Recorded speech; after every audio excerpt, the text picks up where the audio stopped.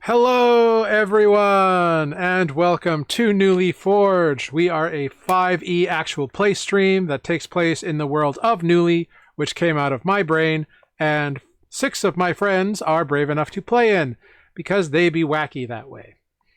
Welcome in. Hello, Taco-san Mashu.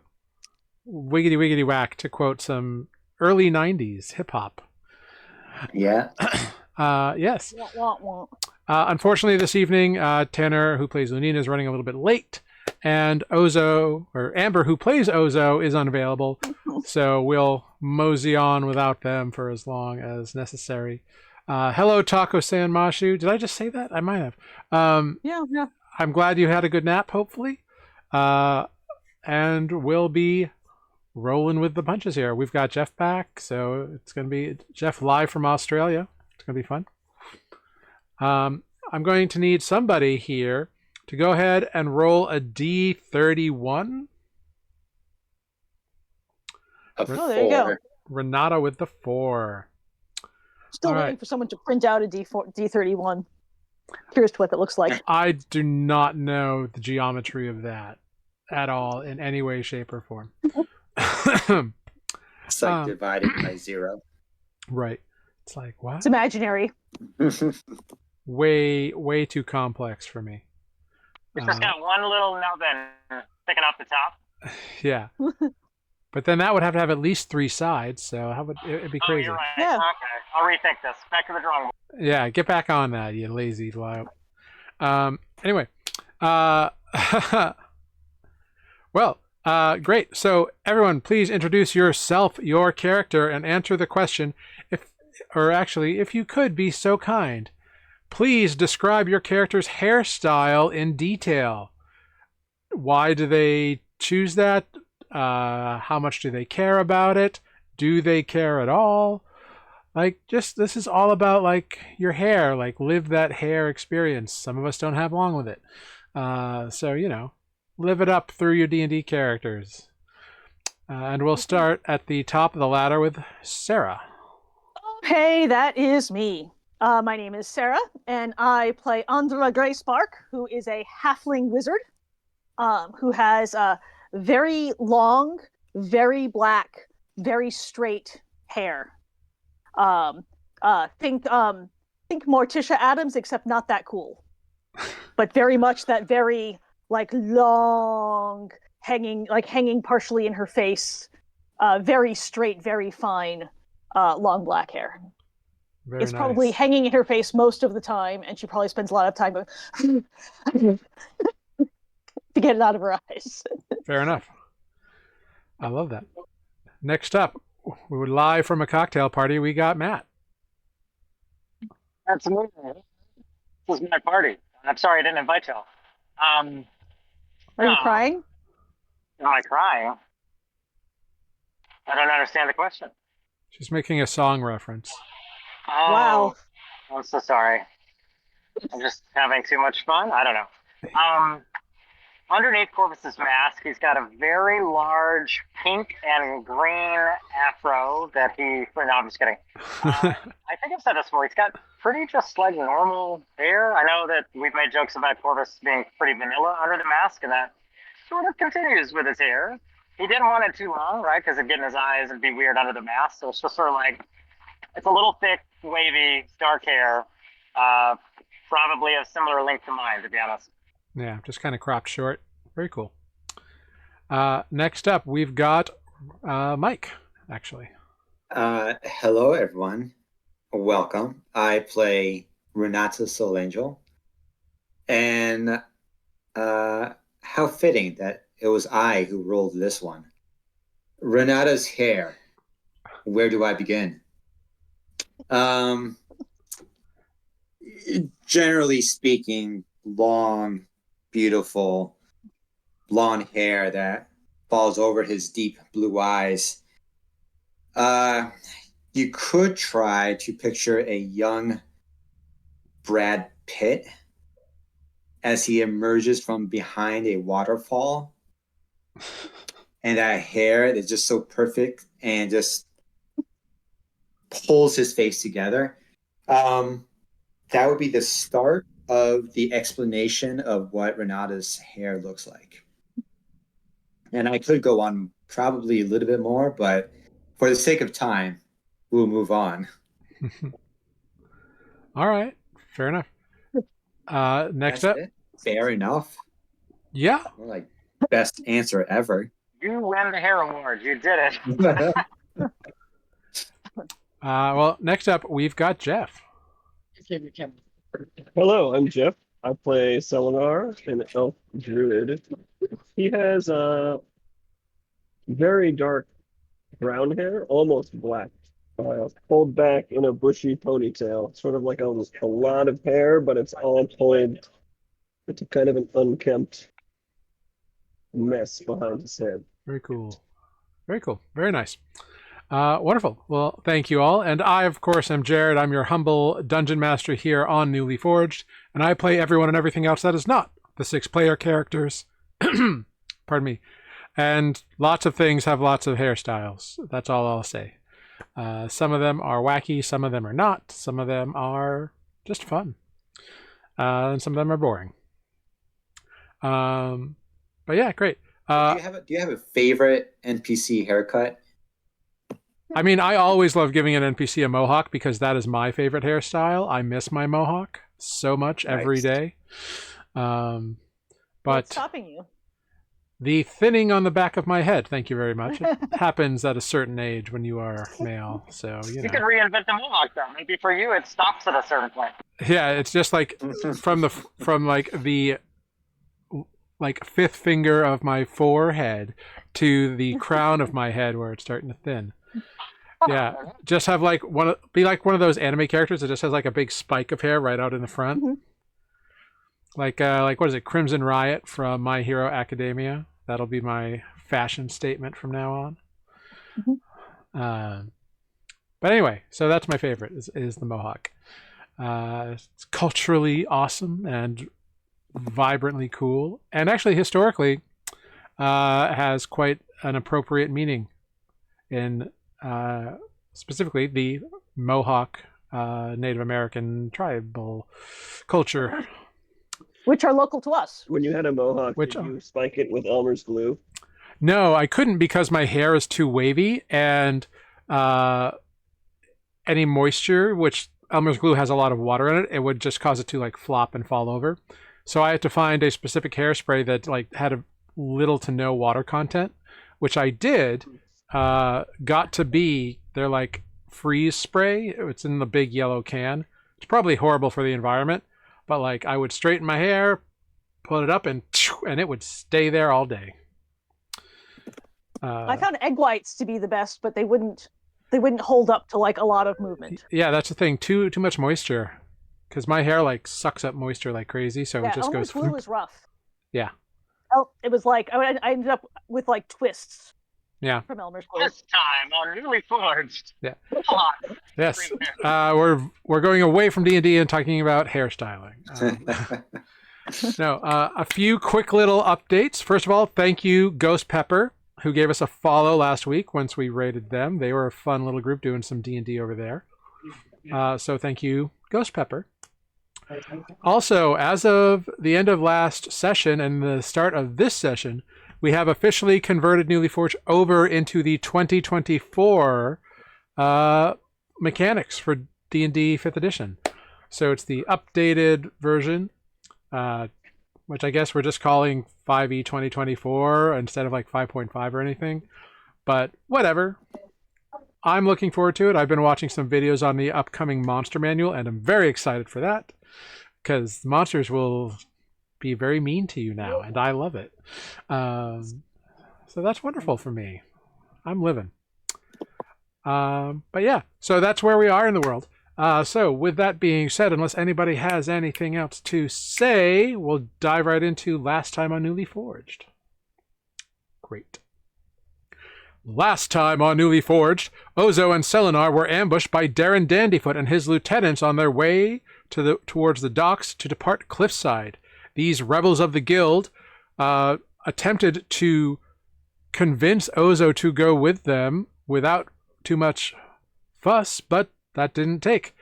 So during the ensuing battle, things were looking very dire for the pair. Both were knocked unconscious at various points until Corvus and the others showed up. Corvus arrived first, followed quickly by the others. And once they did, they managed to kill one of their attackers and knocked out the enemy's massive Draken powerhouse, which instilled a little bit of intimidation into the ambushers, who then chose to retreat as they were soon to be overwhelmed, which allowed the party to heal both Ozo and Renata, Ozo and Selenar, whom had been knocked unconscious and were making death saves. Renata was the one going around and being like, hey, got unconscious people over here. So the party was able to quickly gather up and make their way towards this new ship that they booked passage on, the Healer's Eye, under the command of Captain Joyson. Captain Turi, they found, gave him the little goblin figurine that they had acquired from the tiefling money lender Jay, who apparently is the captain's own brother. And once they did that, the captain was more than happy to call for the ship to depart, even though it was quite a bit in the evening. Apparently the tides were all right. But shortly the group was on the ocean once again, and once there, Corvus took the opportunity to pay the group with some additional funds he had been given by cash. I believe everybody got 90 gold. Was that correct? Mm-hmm. Great. And he took the moment to explain to them all what happened and what the situation was behind that. Captain Joyson is not a tiefling. Captain Joyson is a human. For those asking in chat. Now, let's see. Ozo was then taken aside by Corvus, and they had a little private conversation where Corvus revealed that he has the ability to look like anyone anytime he wants without magic, apparently. And the two shared a promise of friendship and trust before settling in for a pinky promise, indeed, before settling in after a very long day. And so we'll pick up. The morning has come. You sleep in maybe a little bit, but as you rise, what are the rooming situations, just so I know? I assume Corvus and Ozo are sharing a room. You have 3 double bunk berths to choose from. I think Andra just went into one and went to bed. I don't think she paid attention to who else might have gone in. Sure. But she's on the bottom bunk because she's short.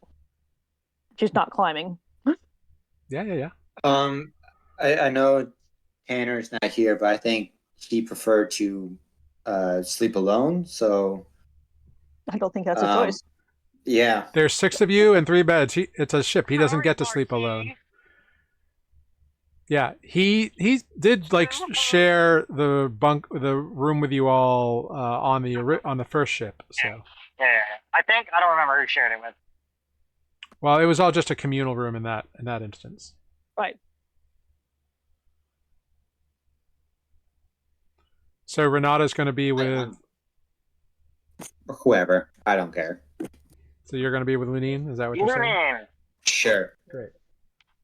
Corvus is now signing. Although Selenar would be like, I'm nearly dead. I need to rest. Yeah, who's that left? That would be Andra, right? Selenar and Andra? Yeah. Sure. Guess you're climbing to the climbing up on the top bunk. You're taller than I am. That's fair. Yeah, Ozo gets bottom bunk in our room. That's only fair. Yeah, it's all good. Right. So you all wake up. And you are on the ship. You are on the Healer's Eye. As you kind of walk up on deck, you see that the crew has shifted. The day shift has taken over, probably at dawn, while the night shift has gone to bed. So you're seeing a different sort of crew out and about here on the Healer's Eye. You do see Captain Joyson doing his thing. He's up by the helm. You do also see that you don't see Camilla, the orcish first mate at the moment. You don't know if she does like the whole night shift or not. You see a Furbolg woman kind of taking care of some ropes and stuff on the like back quarterdeck. You see a lot of humans, male, female, up in the rigging doing stuff. You see a halfling up in the crow's nest, like 80 feet up. There's a tiefling doing some stuff on the front of the ship. And kind of interestingly, there's a couple other fun little individuals running around. There is... Where is he? There is a human man standing near the captain. Seems to be very young, very tall. Seems like he has like a toned musculature under a loose shirt.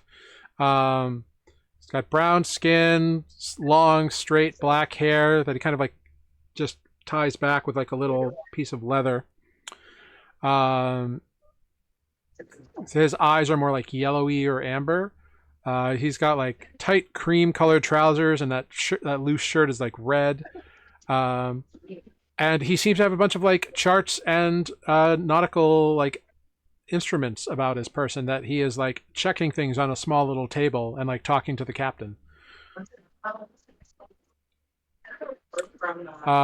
You would all also notice at this time that there is an older man kind of by one of the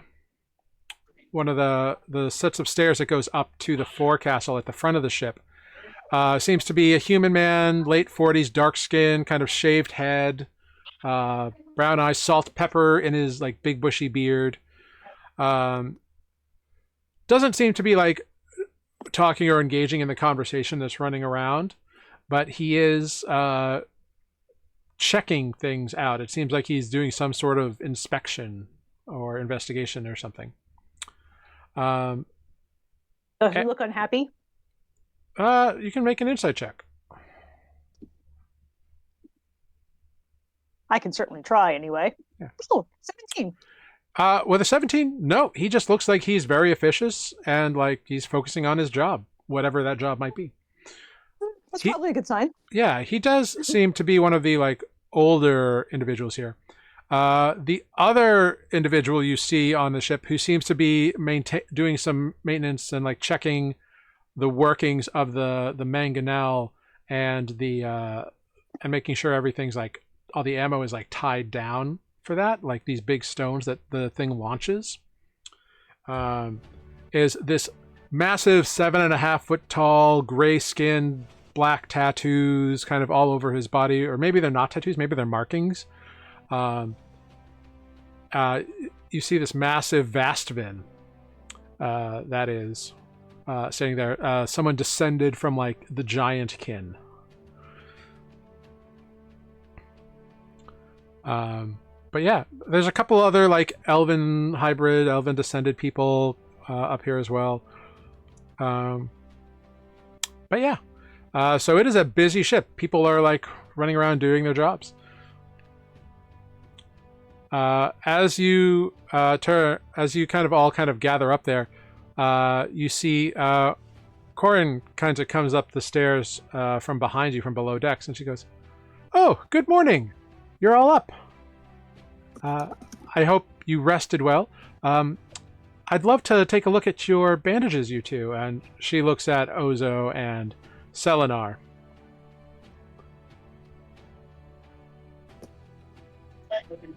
How do I self-evaluate my own condition? I know that I have a long rest, but Yeah, I mean, you can make a medicine check on yourself. You know, Corin is also a healer. She's the ship's surgeon and the woman who like is technically in charge of the ship, even though she leaves it mostly to the captain. And she like bandaged your wounds the night before. On a 9, you feel okay. Great. I seem to be doing much better thanks to your hospitality.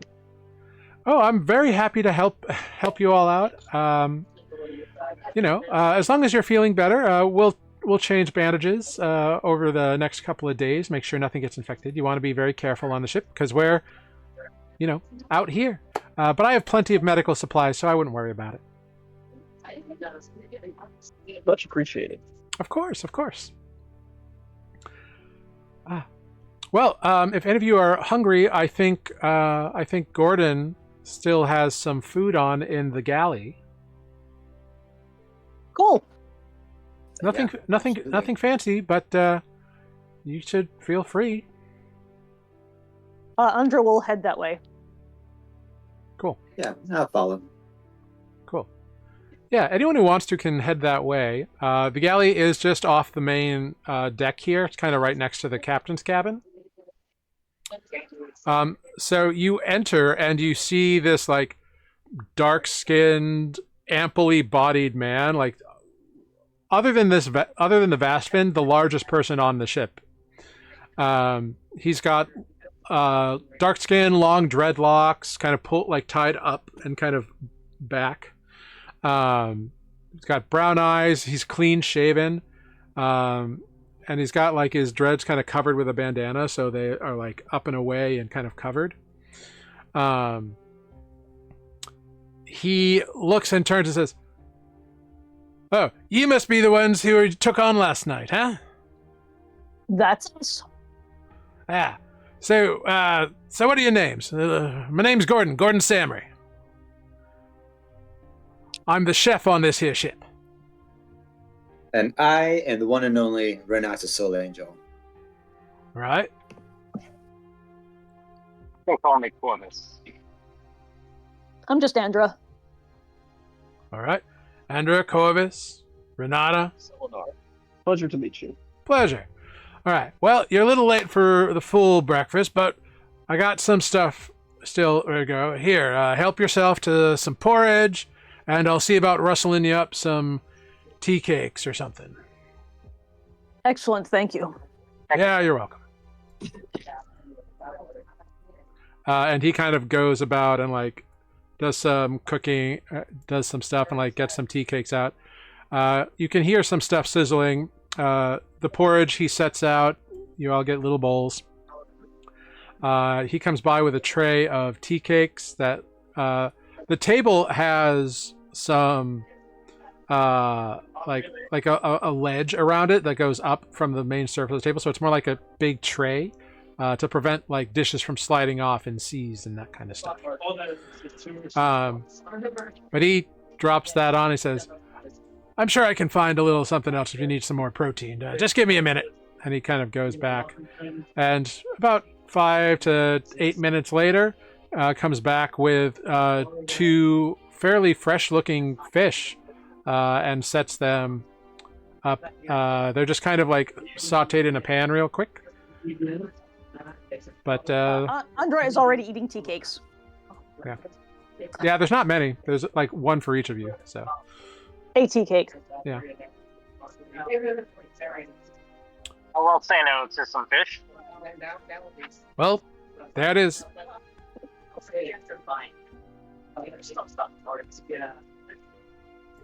Yeah, I'm digging into. Yeah. You all eat. Once you've like ate most of it, he comes around again and he's like, "All right, so once you're done, just put all your utensils in the sink to the left, and I'll take care of it from there, okay?"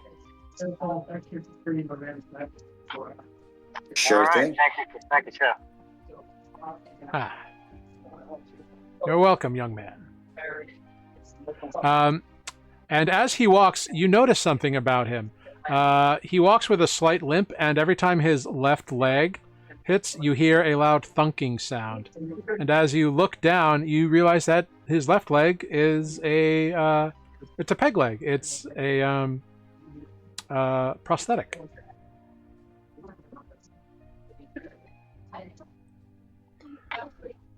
Sorry, trying to protect the innocent in the background. No, you're fine. We can't see anybody.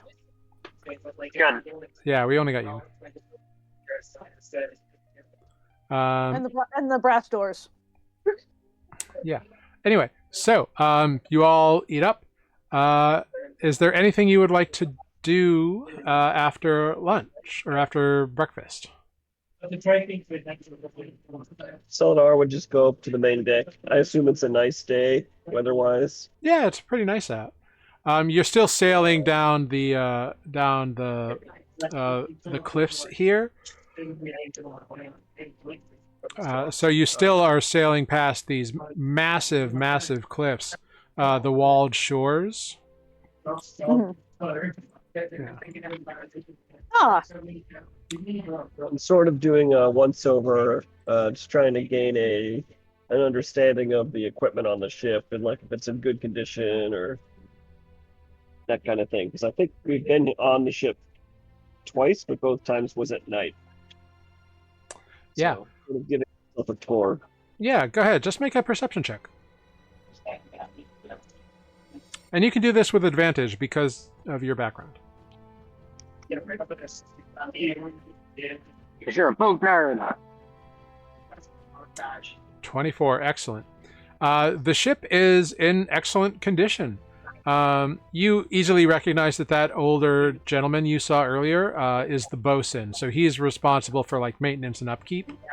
You can tell by the way he's doing his job and what he's inspecting that takes it very seriously. And it seems that even though the captain is a little more friendly and chatty, it seems the crew is very much aware of their duties and responsibilities. Do I see the bosun up on deck still? Yep, he's there. Does he appear to... I approach him. Yeah. He turns his head as you come and kind of looks at you and kind of is just kind of staring at you. Keep a fine ship. It's in excellent condition. Well, I especially thank you. like how you keep the such and such in the whoosy what's. Boat terms. Boat terms. Thanks. I've been doing this a long time. Never had an elf aboard before, though. Well, first time for everything, I suppose. Don't get me wrong, not saying it's a bad thing, just a new thing. Well, I'll get out of your hair, but I just wanted to compliment your good work you've been doing here. Appreciate Seems we're it. in good hands. Appreciate it. Lagerfeld. Selenar. Welcome aboard. Thank you. And then I just sort of wander off and... Yeah, he goes back to what he was doing as though the interaction didn't even take place. Andra is sort of wandering around the ship doing the exact opposite thing of like going below decks and like looking in dark corners and, you know, looking for the less obvious things about the ship. She's vaguely looking for someone like Lulu because she likes Lulu, but doesn't really expect to find someone like that on this boat. But it's kind of like looking around, but like below decks and in like dark corners and places she's probably not supposed to be. You know, opening doors to see if they're locked, things like that. Yeah. So you go down to the first deck after the main deck, so deck 1, and that's the room that like your rooms are on. Mm. And then there's that fourth room, kind of in the back there. Mm.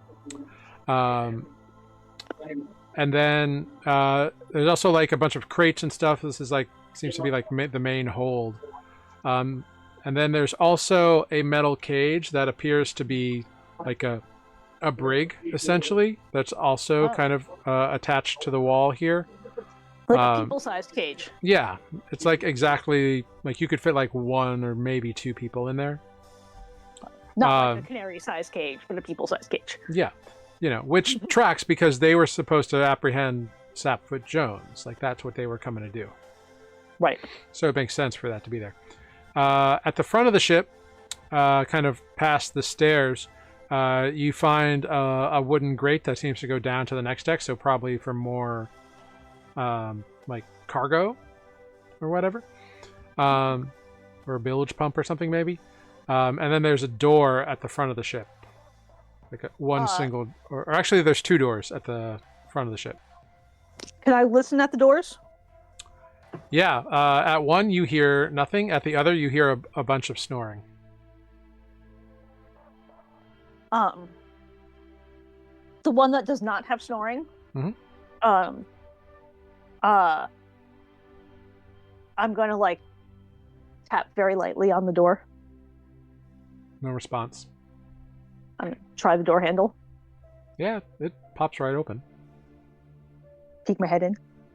You have found the privy. It's very small, maybe like 3 feet wide, and there's a couple of like chamber pots in there. It's nothing fancy. Very well. I will back out and close the door. But good to know where that is. I will can I the wooden grating that goes down? Mm-hmm. Is that something I can open? Or is it Probably, but there's also stairs that go down. Oh. Maybe I'll take the stairs. Sure. So you go down to deck 2. Deck 2 is filled with barrels and crates and all kinds of cargo in the main hold. Like this is where like a lot of stuff that they don't need regularly is. It seems like mercantile stuff is like up on the first hold, and then this is like stuff that the ship is gonna need. Like there's like tar and extra planks of woods and nails and rope and sails and all that kind of stuff to like keep the ship stores running. Mm-hmm. So it seems like there's a lot of that kind of stuff kind of hanging on walls or over beams or in crates and barrels. Like there's a barrel of nails, there's a barrel of all kinds of stuff. Is there anyone or anything alive down here? Like, are there people? Are there any people? Is there a cat? Is there? There's also 2 doors, one at the aft end of the ship and one at the fore of the ship. But I don't see anyone moving around. It's just nope. Boxes. Let's start at the aft. I'm gonna go listen at that door. You hear nothing. We'll quietly try the doorknob. The doorknob does not open. I'm gonna try to listen some more. You can make a perception check.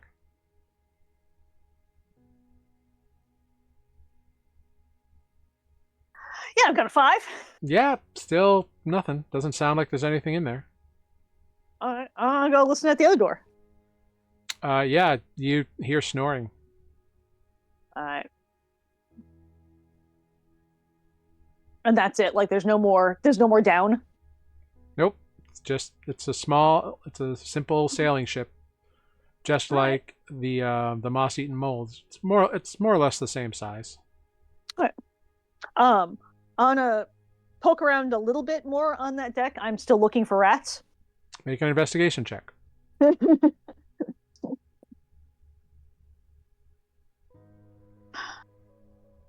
9. This ship is extremely well looked after and maintained, and there do not seem to be like rats here. No droppings that you find, nothing. Alright, I will go back up to the top and look for my compatriots. Yeah. What's everybody else up to while Andra's kind of off exploring the ship? Selenar's kind of like talked to Lagerfeld and kind of made his way up to the front, I assume.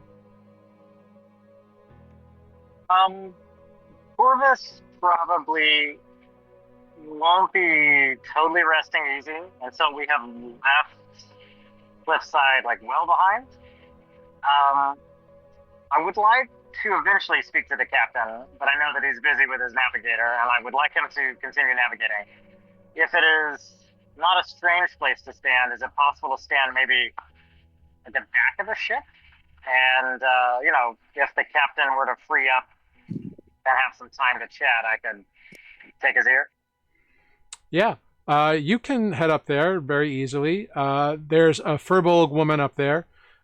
She has kind of like, flat nose, like kind of cow-like ears almost. Covered in like a light blue fur. Pink nose. Very tall and very like broad. But not as tall as that Vastvin was. The Vastvin was extremely tall. But she is, happily like coiling some ropes and then like stuffing them up on the side, then coiling another one. She takes a glance over at you as you come up and just kind of nods. And you can hear the captain and this navigator person having a chat. And you can see the captain's like, "Oh, I don't think we need to worry about that so much, do we?"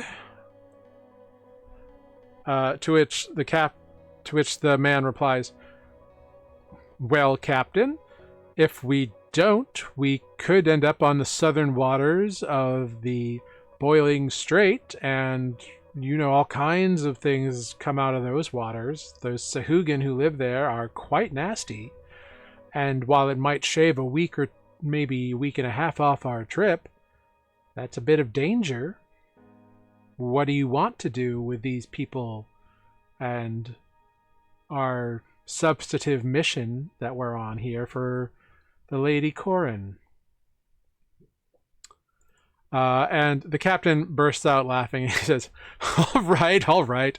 Point well made, Starlight. Very well, we'll take the longer way and stay clear of the boiling strait. Seems like a smart idea, Captain. And the captain looks over to you, Coruscant. Speaking of our guests aboard, good morning, Mr. Corvus. I'm sorry to interrupt. I was just hoping to take a gaze off the back of the ship here. It's no problem at all. It's a wonderful little view today. You'll just see, well, the walled shores, really. It's just these massive cliffs for another day or so, and then we'll get out into the open waters. Pretty impressive, aren't they? They are, to be quite honest with you. The walled shores, well, they say that back during the pre-breaking times, before the breaking, that there was land here and that the shores rose up and the land beneath pulled down to the bottom of the sea. So we may be sailing over some crazy city or ruins of a town that once existed, or maybe not. Maybe it's just a flooded alpine forest. We'll never know. Quite the thought. Well, as much as I like to see the horizon shrink in the background on a journey, I'm also keen for the day that we are in the middle of the sea. I sort of take some time to, sort of meditate as there's just nothing around. It's sort of a surreal feeling. Would you let me know when we get close to that day, when we're truly in the middle of the waters with nothing before or behind us? If you wish, absolutely. I'll leave word to let you know as soon as we are in the middle of nowhere. Thank you, Captain. Now, between you and me, my dear Mr. Corvus, it seems we left town rather quickly last night. I don't need to be worried about anything, do I? As the ship and all its people upon it are under my care. Captain, between you and me, I hope not. If we do find any trouble, I suspect it will happen before Cliffside is out of sight. And the people that I brought on board will take care of it. Well, this trouble won't have pikes with them, will they? I don't think so. Well, they weren't to be seen last night. Really? That's interesting.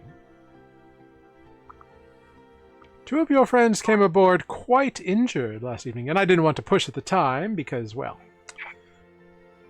such things happen from time to time. But it would be good to know exactly what went down.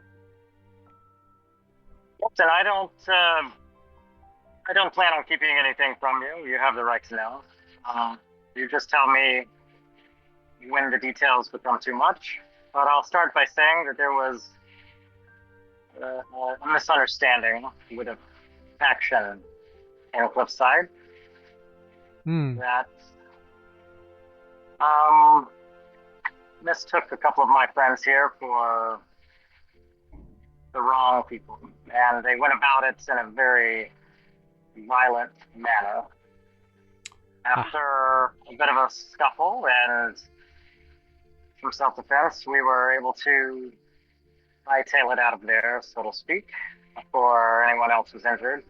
We were keen on getting out of town as we didn't totally resolve our issues, if you know what I mean.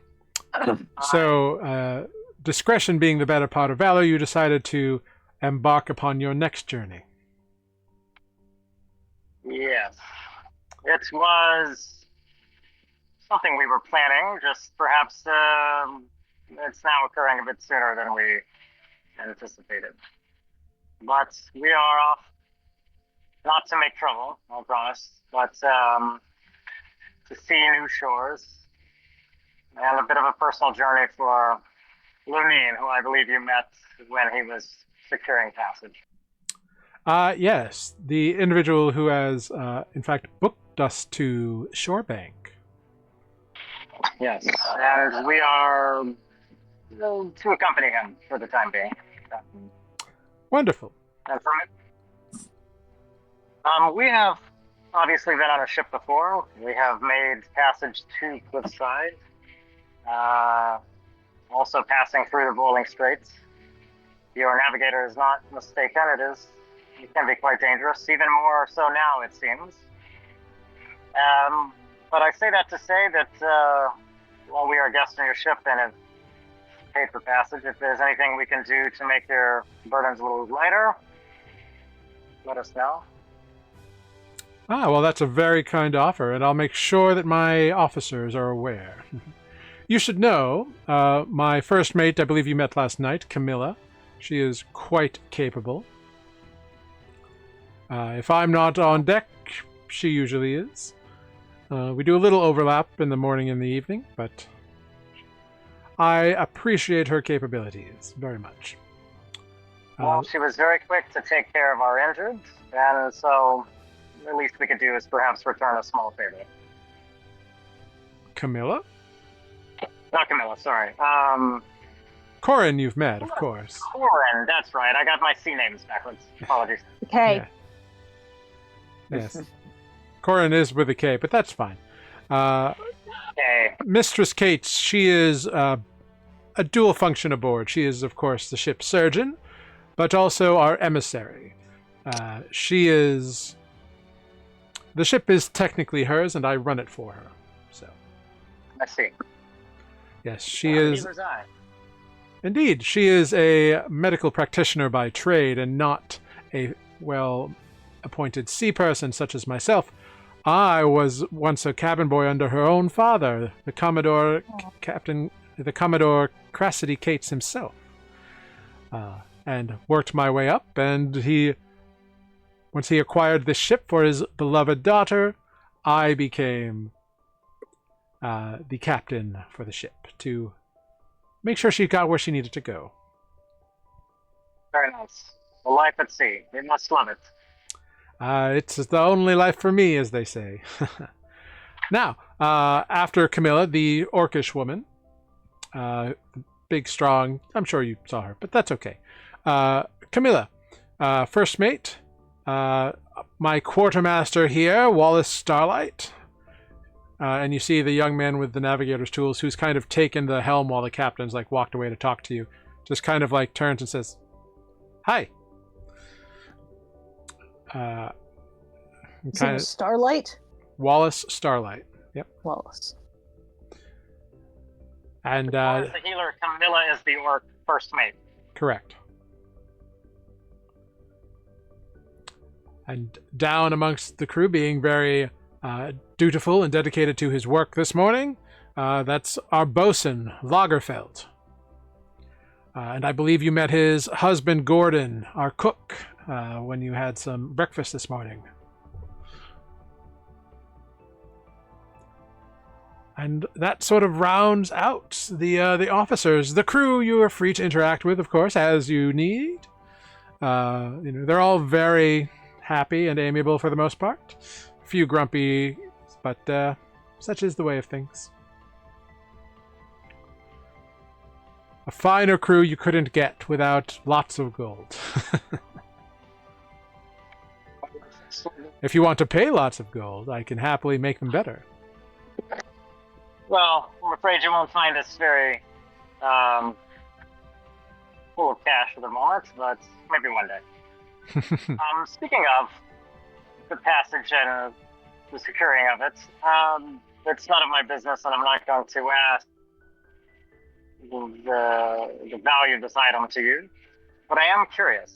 This figurine, you said, was of someone, it's an old friend of yours? Yes, they had it commissioned as sort of a, well, they're a bit of an egotist, but I love them nonetheless. And so they commissioned this little gift for me. They were actually, many years ago, they went on a few adventures with another one of my brothers. And, well, we hit it off right away.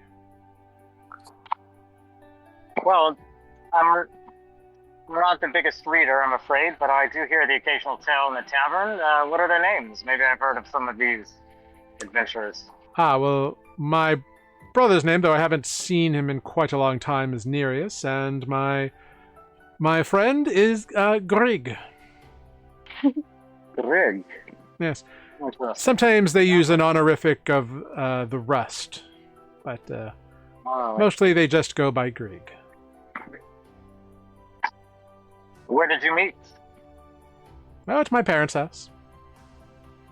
Oh, no kidding. Nereus brought his adventuring crew home one time, and thus began a fun little relationship. We've been friends ever since. Where are they these days, your friend Grig? I'm not sure. They'd like to travel around. Maybe, probably. I haven't seen them in quite some time, but whenever I do again, we'll pick right up where we left off. Probably torturing some poor bar staff somewhere. Well, that's, Or making a mess with my mother's china. And where are you from? Like, where to ask? Laurentin, of course. And yourself? I'm gonna say it, I always say it wrong. This is me talking to you, DM. It's Meridian, right? Mendarian. Mendarian. Why do I always say Meridian? I don't know. Mendarian. Meridian's the dude. Yes, that's what it is. Fair city, been there once or twice myself. Well, I must admit, this is my first major departure from the city, so... close to the sea most of my life, I guess, but not on it. Mm-hmm. Well, you landlubbers, that's your story a lot of the time. Well, I made it through the first voyage. I suppose I can do at least one more back. Well, hopefully you'll need more than one. I don't know where you're heading after Shorebank, but there's not a lot in Shorebank. Good to know. Good to know. Small village? Is that what we're talking about? Village is a generous term. Shorebank's more of a, well, sort of a ramshackle community, I'd say. Ramshackle, huh? You have to understand, the peripherals are not habited by a particular culture or anything like that. There's hundreds, if not thousands, of islands that make up this whole archipelago. And if you don't know where you're going, it's quite easy to get lost.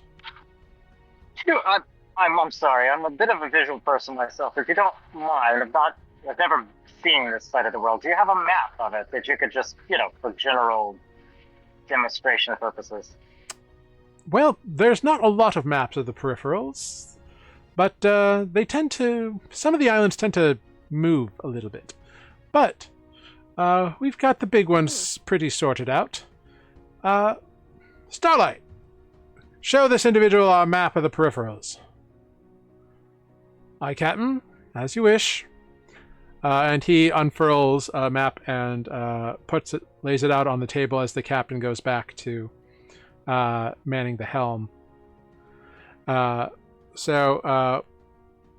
Wallace Starlight, human male, long black hair, yellow eyes, brown skin, deep tan. Kind of looks at you and kind of rolls out this piece of paper, or vellum, or whatever it is. Well, as you can see, there are so many islands, and the small ones sometimes hop around. Don't ask me why or how. The peripherals are dangerous. They're all that remains of a former continent after the breaking in the spell storms. And even though an official spell storm hasn't been seen in 40 years, 50 years maybe? Longer than I've been alive. But I hear they're quite horrible. There are occasionally energy storms that pop up in the peripherals, so you have to be very careful where you're going. They're not so bad if you're on an island, but if you're on open waters and get caught in one, they can be very bad. Very quick, but very bad. Let's see. The isles, some of them have ruins on them, some of them are just bare, some of them have trees, some of them have massive mountains, and full of people who don't want to be found, and pirate crews hang out there, and we're generally pretty safe because we fly the flag of the Commodore, and you look up and you see a lightning bolt on a flag, and the lightning bolt is like over an eye, so it's like overlaid over an eye. Most pirates know to stay clear of anyone from old Light and Eye's crates, so. It's a well-defended ship, or one with capable offensive prowess, I guess. Well, of course, we have a mangonel, and he indicates that, and on the front there is a ballista, and then our very talented and capable crew. Personally, I've never had to draw blood, really. I'm new, but I'm an excellent addition to the crew, and exceedingly good at my job. Not a day of seasickness have I suffered. Oh, good for you. Hmm. I'm not so sure I can say the same. So, this town, village, community, whatever it is we're going to, is Shorebank, it, yes. Shorebank, is it mostly pirates that we'll be dealing with here, or is it, Oh, well, there's certainly to be a few if you go ashore and mix with the locals. It's mostly made up of people who want to be left alone or don't want to be found by others, and as a result, there's quite a hefty amount of people between ships, or people who have decided to retire out from under the eyes of various entities, governmental, political, whatever. Shorebank is interesting because you see the isle itself, the only real accessible point is, of course, the cove that Shorebank lies upon, but that cove is protected by a massive sandbar that at low tides puts a good 500 feet between the most anchorable position for a ship and the docks. There's only one or two docks, and they're very ramshackle. We're not going to be docking there. We'll be out on the far side. Yes, we'll be out on the far side of the sandbar and send a rowboat in, which is fairly common practice for Shorebank. It helps the town be a little more protected and aware of those who would seek to arrive upon it. maybe a bit safer for large ships as this not to get caught unawares. And there's also amount of, it's good to have your very nice ship not pull up to a dock where you could potentially be overwhelmed by people who might want what's aboard it. That's a smart maneuver. Now, may I ask? I don't imagine that you make the journey to Shorebank very often. No, I've actually never been, but I have charts that lead us there, and others aboard have. I see. When the time comes and we wish to leave, how easy is it to book passage out? Well, you can certainly talk about that with the captain, if we're still ashore. I'm not sure how long we'll be there, maybe a few days, to take on new supplies and do some foraging. And I know Corinne is always looking for certain medicinal herbs that only grow in the peripherals. She's got a bit of a pet project back in Laurentian, and she uses such herbs and whatnot to achieve that end. So, booking passage, if a ship that you feel safe upon would be there, you could always try. Well, I'm sure the captain would not want to leave you stranded there without some form of a way off, but I can't speak as to that. Perhaps as we near Shorebank, we'll have another word with the captain and see if there's some way to secure a passage out as well. Well, thank you, Wallace. Thank you for showing me the map. Actually, real quick, Jared, as I look on this map, this is probably a real far, long shot in the dark. Is there anything that I can pick up from it that might prove useful later, even if it's just like a remembering general placement or a nearby town or something? Like if I throw an investigation at it, perhaps? Yeah, make an investigation check. Because he's showing you the map, and because he's showing you the map, you can have advantage on this.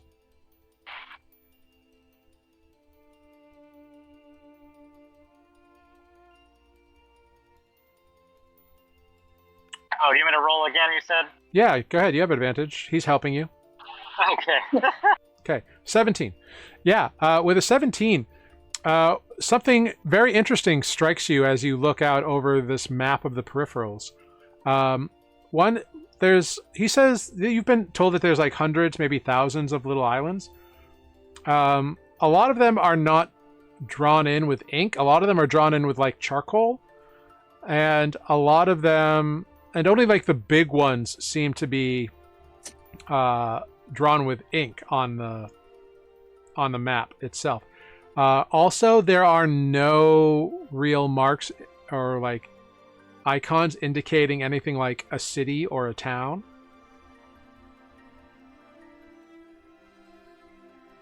Which, for a map, strikes you as an interesting choice. There are a few like small dots, but they don't have like names, and most of them are also written in charcoal. I'm going to just ask about that real quick. Out of curiosity, these dots here, are these points of interest, points of known So they're points of activity? Well, it depends. These ones that are just regular dots, kind of upon the shorelines, those are where, when last we checked and last we knew, there was some sort of a port there. However, with the weather and the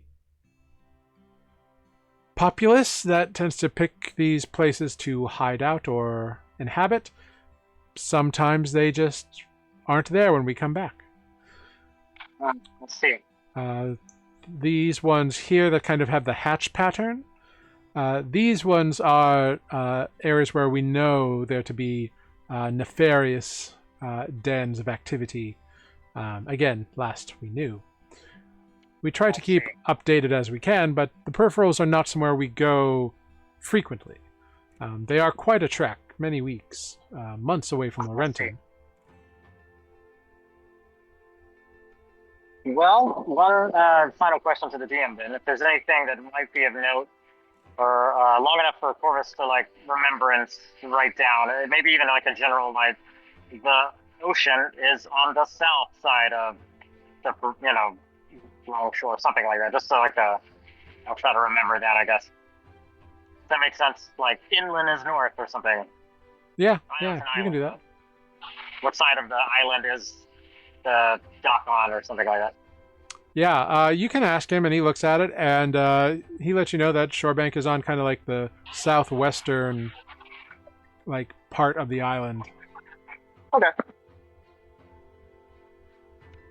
Well, Starlight, I appreciate it. I'll leave you to it, and the captain as well. I don't want it to be a distraction anymore, but if it's no bother, I might just watch the waves behind us for a while. As you wish. Renata, what are you up to?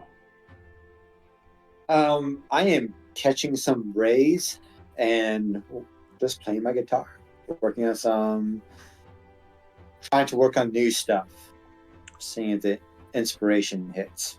Cool. Where on the ship do you think you are? I would say towards the front. Okay.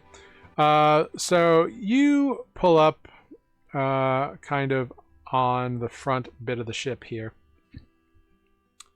And you're kind of strumming along, and there's this tiefling man there. And he's kind of like looks over at you. Well, Mm-hmm. you're quite a little strummer there, aren't you? Well, thanks for noticing. I am. Ah, well, tell me, do you know Shantytown Lady? Do I? Do I? You tell me. Do you think Do Renata? I? Do you think Renata would know Shantytown Lady?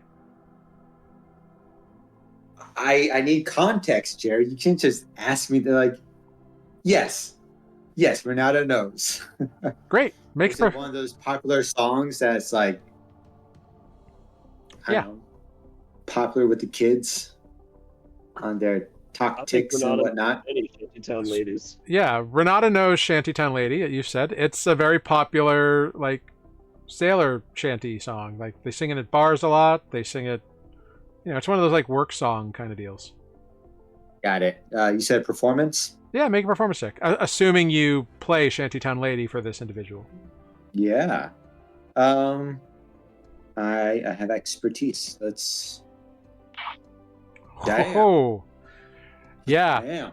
yeah. You fucking Do I? I know that song. yeah. And so you pick up this like massive like, just like almost like a power chord intro, and you just like, Mhm. and he stands back, and you go into like Shantytown Lady, and he is like stamping along and like yeah. And when you finish, he like claps, and as do like the two other men who are like up on this area around you, and they all like clap and they go, ah, well that's an excellent rendition. Never heard it played quite so zestfully and sung so beautifully too. Thank you. As I do a little bow. What's your name there, my friend? Well, I am the one and only Renato Soul Angel. Well, Mr. Soul Angel, pleasure to meet you. The name's Gamble. And he smiles. Gamble. Put it there, Gamble. And I do like a little. Yeah, fist bump. he shakes your hand. Oh, okay. Awkward. I went for the fist bump. Oh well, It's okay. he would have fist bumped you then. Well, I do hope you'll have a good time aboard ship. Oh, absolutely. Maybe you'll join us for one of our card games at some night. I've been known to dabble a little bit in card games. perhaps if I come across you guys, save me a seat. Ah, well, I'll be sure to let you know. Thank you. Of course. And he goes back to stocking. It seems like he's cleaning and maintaining like the bolts for the ballista at the moment. And I will go back to Shantytown Lady and try to deconstruct the song, break it apart, see if I can put it back together in a new, intriguing way. Yeah, so you're noodling there. Mm-hmm. Very cool. Wonderful. Cool. So, with all of this going on, the days begin to pass very uneventfully. The ship is sailing nicely. After a couple of days, you leave the walled shores behind, and they dwindle in the distance as you set out upon the open ocean. The captain is sailing kind of south by southeast at the moment, kind of down away from the continent of Johanna. And at this moment, we're going to do something a little fun.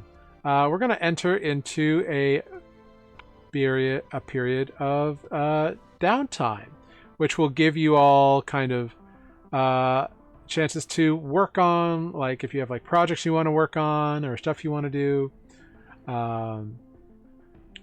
Because you're on a ship, there's not a lot of like other stuff to do. And by all means, if anybody has like a, hey, I'd like to do this kind of a scene, we can absolutely do that. So why don't we take our break a little early? We'll take a 5-minute break, which will let everybody get a chance to think about like how they might want to spend some downtime. And we'll pick up there after the break. So thank you so much for spending some time with us so far. Thank you, Taco Sanmashu. Thank you, Matty Cakes. It's great to see you. Wonderful to see you here. So we'll be back in a quick little, after this quick little short rest, and we'll see you in 5 minutes. Thanks.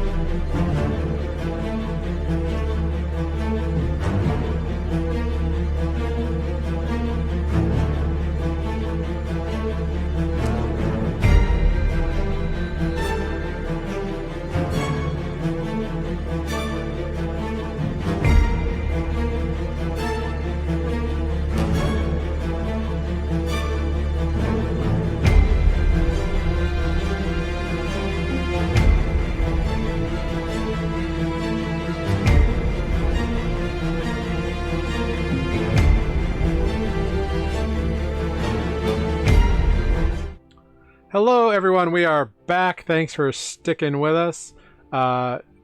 Jeff's currently moving location, so he'll be back in just a moment. But the rest of us are good to go here. Hello, Taco Sanmashu. Thanks for being so active in chat, along with Maddie Cakes. Very nice to have you both here. Very appreciative of that. Yeah. Great. So you're going to be on the healer's eye for a breadth of time, and instead of kind of dragging it out, we're going to do some like downtime stuff. So if anybody wants to do any sort of like projects or activities or anything like that, you can use this time to put effort into that. And the way downtime is going to work, like you are basically spending like a work day doing that activity. So it's not, and like we're not going to get into like, oh, well, if I have to do this for 8 hours and I can also do this for an hour, like that's not how this is going to work. So you have to put in like, the full effort to like get anywhere on these endeavors. But cool. And if anybody has like a, hey, I want to like run a scene or whatever, like that's totally within the realm of possibility here. It's just a way to kind of like move the narrative along without getting bogged down in, and on this day nothing happens, and on this day nothing happens. And it gives you a chance to like build your character. So if you haven't done downtime before, what you can do is you can do something like, try to learn a language with like an instructor who may or may not, if there's one who can speak it, and there's a gold investment in that, and like there's a gold and a time investment in a lot of these things. So understanding that you are on a ship, like you probably can't do stuff that you probably can't like build something, but you could like work on schematics for something if you wanted to do that kind of a thing, or I think most of you have proficiencies in some sort of tool or kit or whatever, so it's all good. Yeah, and by all means don't have to feel like limited to like, oh, I can only do the activities listed in like Xanathar's guide. Like if there's something specific you want to do, we'll figure it out. Cool. So let's start with Andra. Andra, what is something that you would like to spend your downtime working on? You're muted. I would like to start by turning on my microphone. And sorry about that. I've got this. I've picked up this new proficiency with poison, and I would like to spend some time with my poisoner's kit, making some. Do you own a poisoner's kit? That is an excellent question, as I was just trying to figure out if my inventory all got copied over. Probably not. So maybe I'm just, ooh, I don't even have a book about that, do I? Because all I have is Solar is Tusk going to Bob. offer to trade you Elvish lessons for Halfling language lessons anyway, if you want to Sure. make a joint language endeavor. We could do that, since I can't study poisons because I didn't grab anything before we left Cliffside. Yeah. So no, I will say, like, Corin's a doctor, so like she might be able to give you some guideline on it, but she's not like a poison specialist. She's like a cure specialist. Right. She probably might not want to teach me about poisons, is my guess. Well, knowing like she probably knows like the medical side of a lot of this stuff, so like she probably knows like the symptoms of like various poisons and that kind of thing. Sure. You said how much downtime do you say we have? We're gonna do this by like week by week. So like, okay, you spend like a week working on one project and a week working on. Gotcha. Gotcha. Because I would like to spend like a day or two following Corin and seeing what she has to. Sure. Seeing, Yeah, and again, like this isn't like we're not going to do it like day by day. So it's like, if you just want to like follow her around and like learn stuff, that's cool. But like a project, like I want to learn something or I want to build something, like that's the kind of thing like downtime's for. If you don't want to do anything, you don't have to. Okay. In that case, sure, I will hang out with Selenar and teach him to speak Halfling. Great. Although honestly, I already speak Elvish, so maybe I will For you practice. Primordial, which I'm certain you do not know. That is quite certain. That is quite true. Cool. Sure. We can spend some time working on languages, and it wouldn't hurt to brush up my Elvish, as I probably haven't used it in a little bit. Yeah. Let's see. Great, cool. So we're gonna treat this like training. So it takes essentially 10 work weeks to learn a language. But you reduce that by the number of weeks equal to your intelligence modifier. So Okay. if you are teaching Selenar, what's your intelligence modifier? They're very quiet. 2+2. +2. Great. Okay, so then it would take you 8 weeks to learn Halfling, and and your intelligence modifier is 4. 4. So it would take you 6 weeks to learn Primordial. Now, because you are doing this together, you can't both be learning a language in the same week. Because like one of you's got to be teaching. Right. So it's up to you to figure out like who wants to teach the first week. Do we know how long we're going to be on this journey? You don't exactly. Well, I offer to pass the time. I will teach you Primordial. Basic Primordial for the first week. Great. Cool. Because you've agreed to do Wow, that. this Because language. you've agreed to do this trade, we can forget the gold cost because you're trading, so that's fine. Great. So go ahead, Andra, since you are learning. Go ahead, roll a D100 for me. Ooh.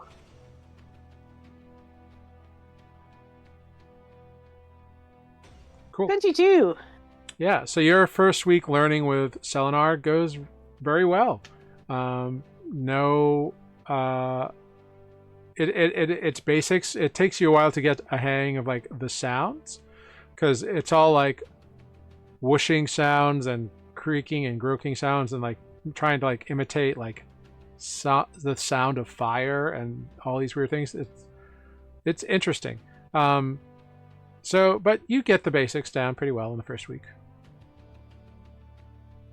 Walking around the ship making strange noises. Yeah. Cool. It's wonderful. So Corvus, what sort of downtime activity would you like to engage in?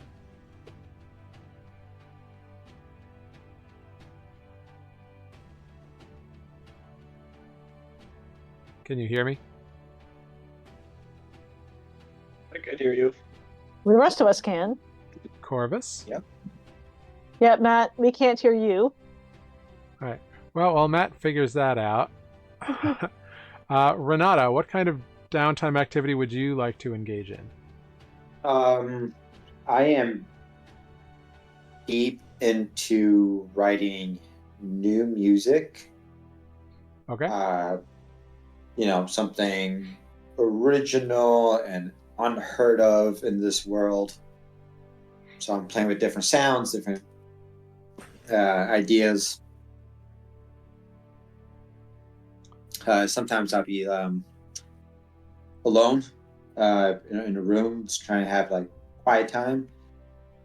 Sometimes I'll be up on deck, kind of playing around. So a combination of those things. Cool. But yeah, definitely working on new music. Great. So let's see. We're gonna how can we treat this? We're going to treat this as... what do you think? Do you think research or crafting? Research, crafting. It's an art, right? Crafting an art. Great. Cool. So, you are crafting a spell or a song here, or a musical genre. So, I think you're trying to craft something fairly uncommon in this new song, right? Like if you were gonna assign it, like it wouldn't be common. Do you want it to be like uncommon or rare or like very rare? You're talking about like the style of music? Yeah, like The structure? yeah. Like is this something that is going to like be familiar to people or something totally new? Good question. You know what? I'm thinking I imagine Renata being a little bit scared of creating something totally strange and offbeat and rare. So he might start with more familiar tunes and just try to break those down a little bit. Okay, great. Before venturing into like the deep end of this craft. Cool. So in that case, we're going to treat it like crafting an uncommon item. So it'll take like 2 work weeks of like this being your thing to create this new song. And at the end, you can tell me what that song is and what it's about. So for the first week, go ahead, first of all, roll a D100 for me. Okay.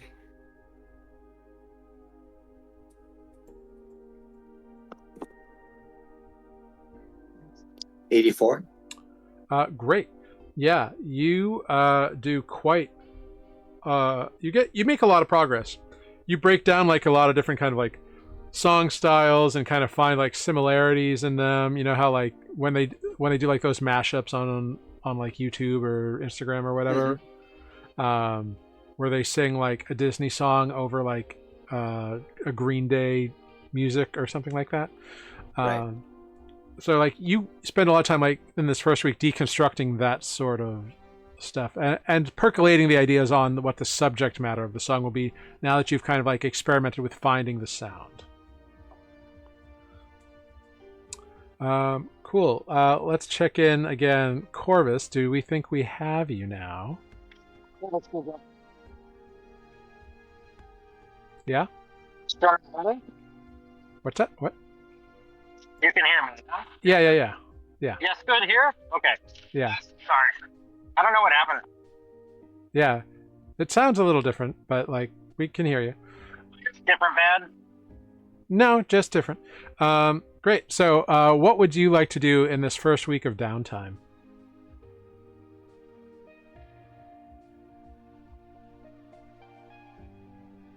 Okay. I had started sort of something with Ozone. I know they're not here tonight. The nightly,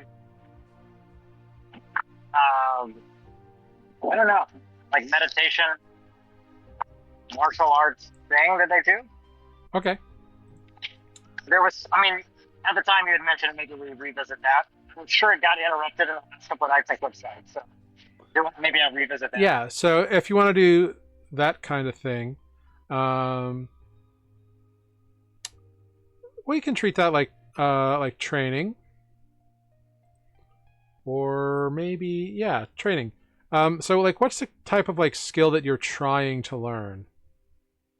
Well, that is a good question. I probably would have asked Amber/Ozo what they could teach, but yeah, I don't know. I don't know if are they strength based. I don't believe so. Okay, so I mean, okay. Yeah, I don't know. I don't know if it's like maybe they can teach me some unarmed stuff. Yeah. Does that sound reasonable? What else do you think are like? Yeah, they can definitely teach you that kind of thing. Um, yeah. Um, I think you are statistically already proficient with an unarmed strike because I think everybody is. Okay. I only. Well, you tell me if this. I know the damage is like no, because I don't have any strength. I only get a +1. It looks like with an arm. Right. So because you want to learn how to do more of like dexterity based stuff, they can train you in that regard. So you won't be gaining proficiency so much as being able to change the stat that is used for the ability. Yeah. Okay. Yeah. That's cool. Which is great. Assuming that Ozo's not going to charge you for that, we can forgo the gold cost. Okay. I'll take but it out of their pay. yeah, but it is going to be, it's going to take you the same length of time. What's your intelligence modifier? Unfortunately, because I took a feat instead of the ASI, 0. Okay, so it's going to take you 10 weeks to figure this out, to gain this proficiency. Okay. But go ahead, roll a D100 for me. Interesting. Wild. Go ahead, roll a D6 for me.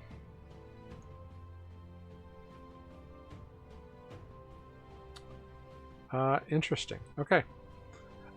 So you spend some time with Ozo, and you make progress. But it almost seems like Ozo is like learning more from you in the process. Like incorporating your flexibility into their stuff. So it's like they're trying to adapt what they do for you. Interesting. Yeah.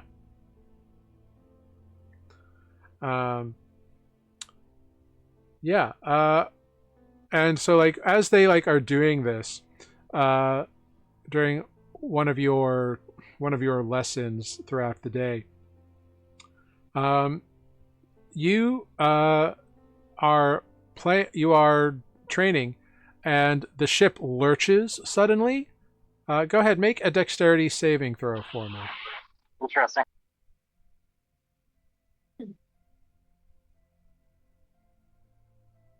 Great. Yeah. One of the ropes snaps and goes with the crates that it was holding to go like tumbling over as the ship lurches and like goes smashing towards you. You successfully evade it.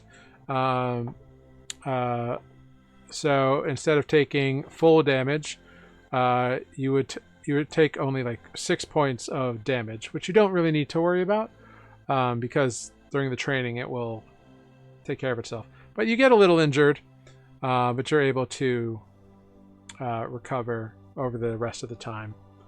It was like a weird thing, and Lagerfeld is very apologetic about it and like fixes it and replaces the rope.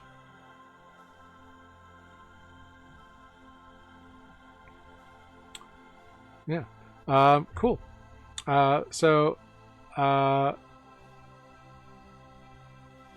Great. So Selenar, you've been doing the training in this first week.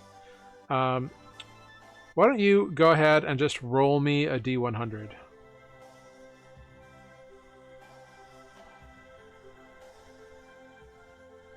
Great. Yeah, Andra's picking things up really quickly. So the basics are going down pretty good.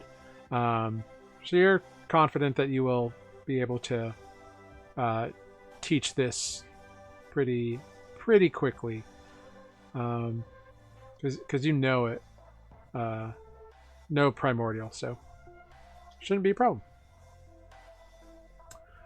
Great. So those of you who are working towards progress, you can mark off a week of that. At the end of that first week, somebody go ahead, roll me a D20, please. Great. Cool. Yeah. That first week went by pretty uneventfully. You were close to shore. Not too crazy. You're starting to get out into more like open waters areas now after this first week here. And things seem to be going well. Fair weather, fair skies. It seems the storms are not coming, and it seems like the waves are very nice and easy. Now, does anybody want to do any like scenes during this second week that's upcoming? At the risk of talking too much when my mic is really shitty, I had planned and Corvus sort of touching base with each member of the party as a sort of way to. I feel like I was very silent on the first ship voyage, so maybe some mini scenes with each of the. Yeah, go for it. Who do you want to? Yeah, who do you want to talk to first? Let's do at the top of the order, Renata Solian. You picked your favorite to talk to first. So First but not least. Oh. Oh yeah, not least. Where would Corvus maybe on any given day find Renata? So Renata's strumming away up towards the forecastle near the front of the ship. All right, Corvus will sort of stand behind him for a while and wait for him to notice. You know, if he's busy strumming away, he's just gonna be silent and listening, and sort of that like, I'm here, but I'm not gonna tap you on the shoulder and say that I'm here. But do I notice you? Do I sense your presence? Or are you standing like off to the side? Yeah, for the sake of awareness, I would like to think Lurking. that you just turn your head and see me out of your peripheral or something, but you have no idea how long I've been standing there, because it's kind of my MO. But regardless, I'm going to ask you what I just played right now. What did it make you feel? What did it make me feel? Mm-hmm. Admittedly, you're asking someone that struggles answering that type of question. But, I don't know, Jared, so what, is there any role here? Should I just make up what You tell how me. it sounded? Okay. You know, I suppose it made me smile a little, sounded happy. Is that what you were going for? I'm sorry, I missed that. You said it made you happy, or the song it sounds happy? sounded happy.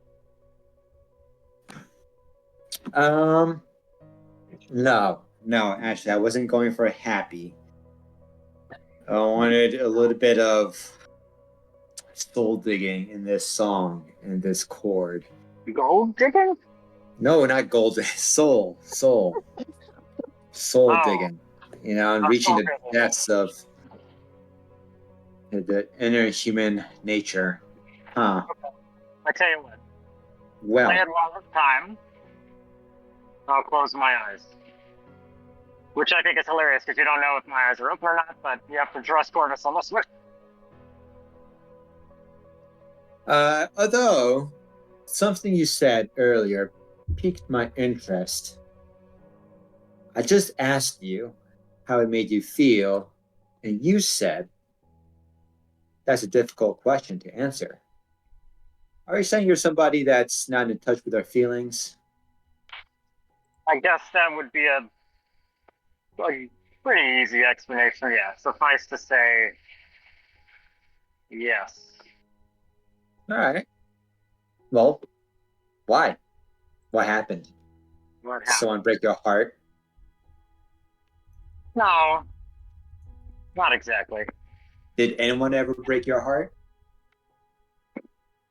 Can't say that I've ever let my heart be broken. Are you talking romantically, I'm assuming? Doesn't have to be. When I ask the question, it's just whatever first pops into your head. Whether it's friendship, family, love of your life? Yes, I've had my heart broken. One time. Did it ever heal? I don't think so.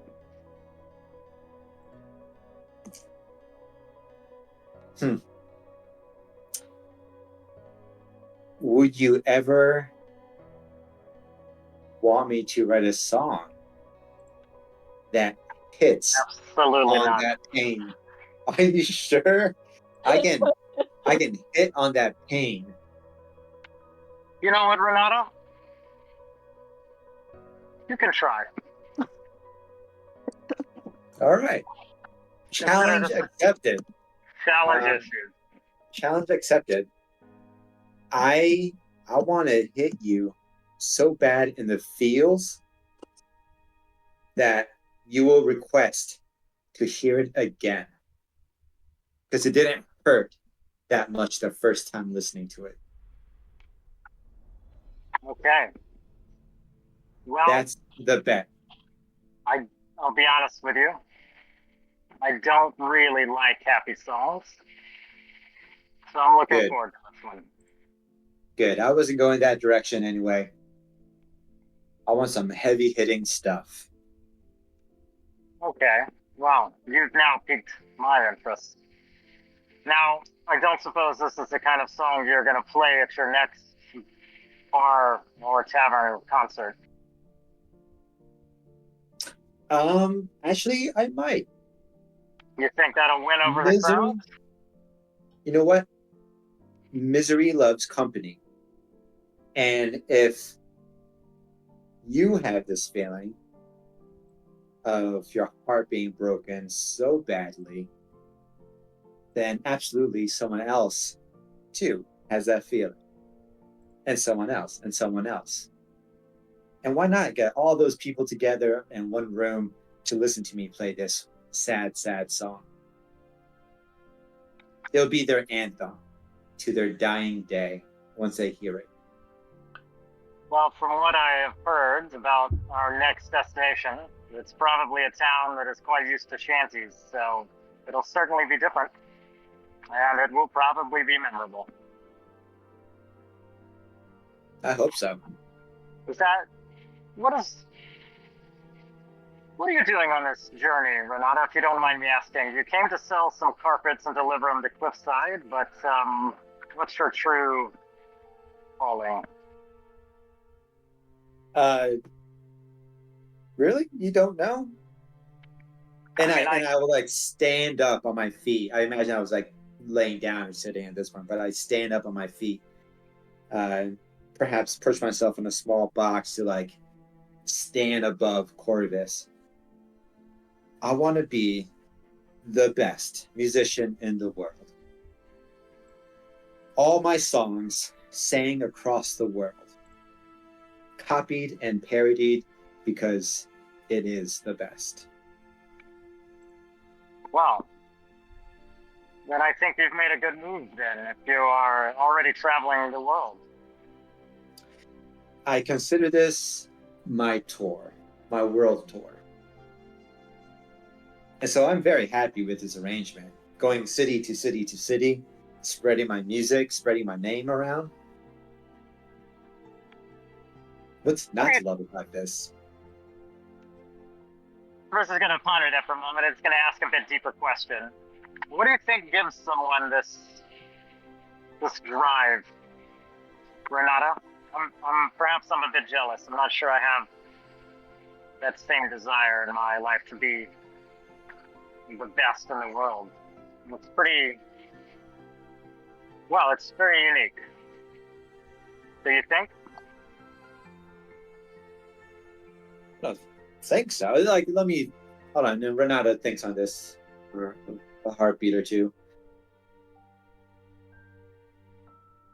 I don't know. I always felt that everyone wants to be the best at something. Don't you want to be the best?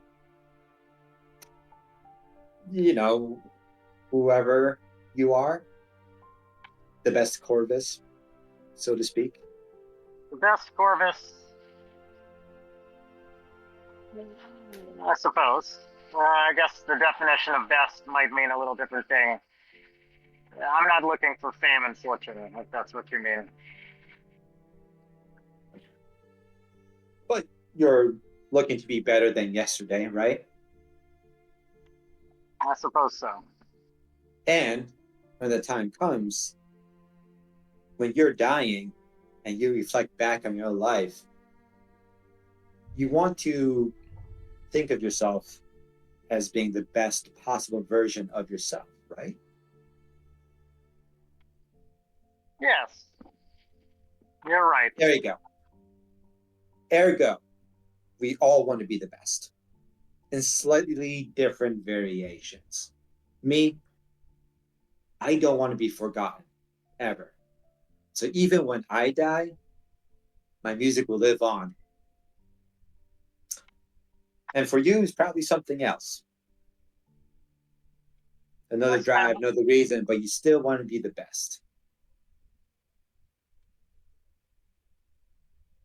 You know, you might just be a wise man, Renata Soul Angel.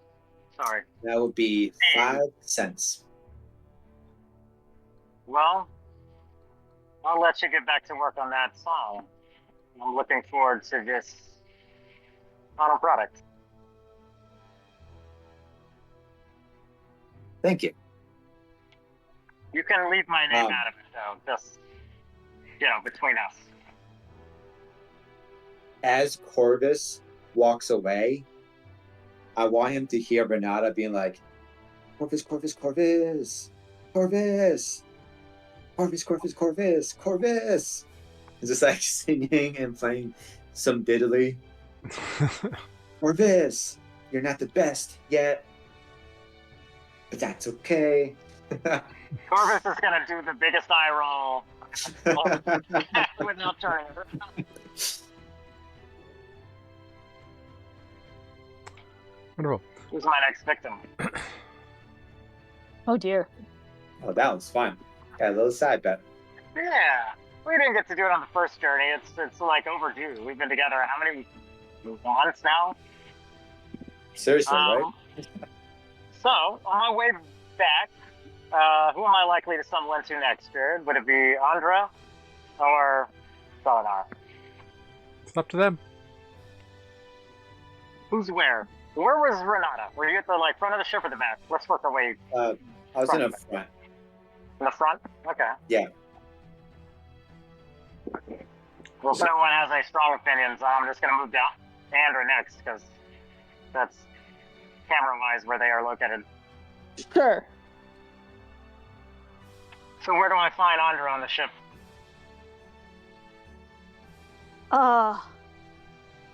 Probably sitting somewhere near the rail, making weird clicking noises. Making Okay, Corvus is gonna sort of Batman up, stand behind you for a little bit, and then say, "I'm sorry. Is that noise coming from you?" Selenar's teaching me primordial. Oh, is Selenar with you right now? I didn't even think about that. 2 birds for 1 stone. Let's say no. Dang it. We have to suffer through this a little bit longer then, because you're next. Andra's doing her homework. Yeah, I'm just I'm practicing my pronunciations. Yeah, you're So conjugating some verbs. Yeah, I've turned to you and said hello in primordial, which sounds a lot like.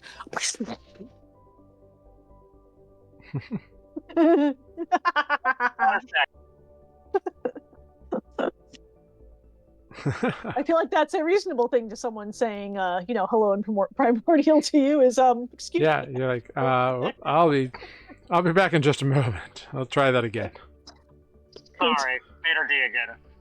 Kind of off here, so Excuse me, I have to go over there now. We stopped what we're doing and listen. Anyway, he's a nice guy. Okay, so you said hello in primordial. I'm gonna give you a quizzical look and say, oh, okay, well, that's not one I've heard before. Here, I'll send you one back, something you can pick up, and I'll say hello in sign language. Which I won't embarrass myself by doing in real life because I don't want to get around. The Corvus knows. So you've been working on learning some primordial sonar, is that right? Yes. I usually see you studying some little book of some kind. Yes. I do that as well. What is the book about? Is that where you put your lessons from the language inside? What is the book? I've got a bunch of books at this point. I don't know if you know that I'm quite the scholar, and I spend a lot of time reading. Well, that's pretty admirable. I spend a lot of time not reading. So, I've got probably some good fiction if you'd like to borrow it. Sure. What do you recommend? I'm currently carrying Tusk Love. Love, huh? I believe this. Does the reputation of this book precede it by any chance? It's, maybe. Thank you, Andra. I'm not sure it would be for me. All right. But is that Like, the only? the cover has a painting of, like, this half-orcish man and this tiefling woman on it, and it's one of those very, like, Fabio romance covers, like big puffy sleeves and hair flowing in the wind. Actually, you know what? Why the hell not? New resolution of mine. I'll try to start reading some more. So I'll tell you what. I'll give it a shot. How's that? All right. I do want it back when you're done with it, though, and we can sit and we can talk about it. You guys are starting a book club. I cannot promise you I'm going to want to sit and talk about it, but okay, I will You're return on a it. boat. You're trapped. You're not wrong. I'm doing some lessons myself, so between the training with Ozo, we'll see if I have some time for reading. Well, this should hurt less. Fair. Is this the only book you've been reading, or I see you writing in a book a lot? Do you journal? I also have a spell book. Oh, that is the way.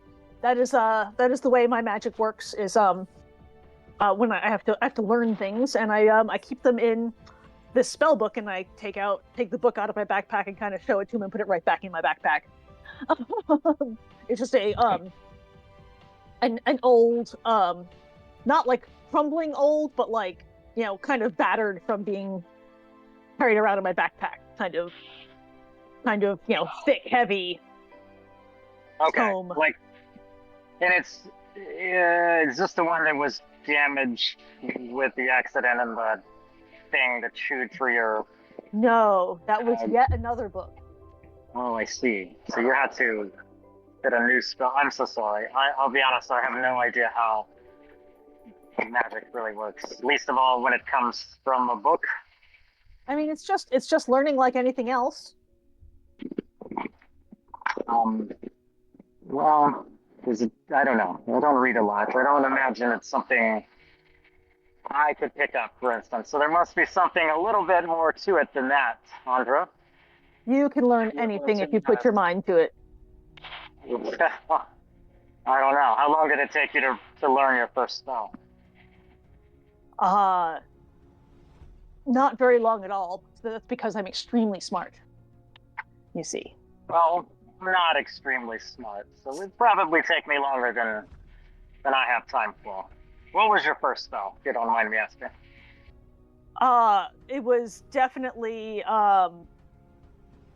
probably prestidigitation, because that kept my my nurse from fussing with me about having spilled things and things like that. So one of those classic childhood spells to learn, because it keeps people from like wiping your face and stuff. Oh, I see. Did you have to go to school for this? I did go to school for this. Yeah? I studied at an extremely prestigious, very secret school. There were only a few of us there. Very secret. So I'm not allowed to know the school, is that what you're telling me? It moves from time to time. It's you really have to. It's very prestigious and very you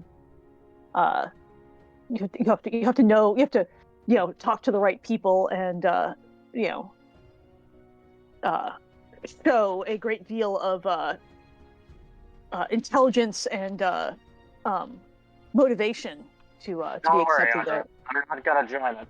I'm not even remotely close to material to join it. But what is the name? I'm curious.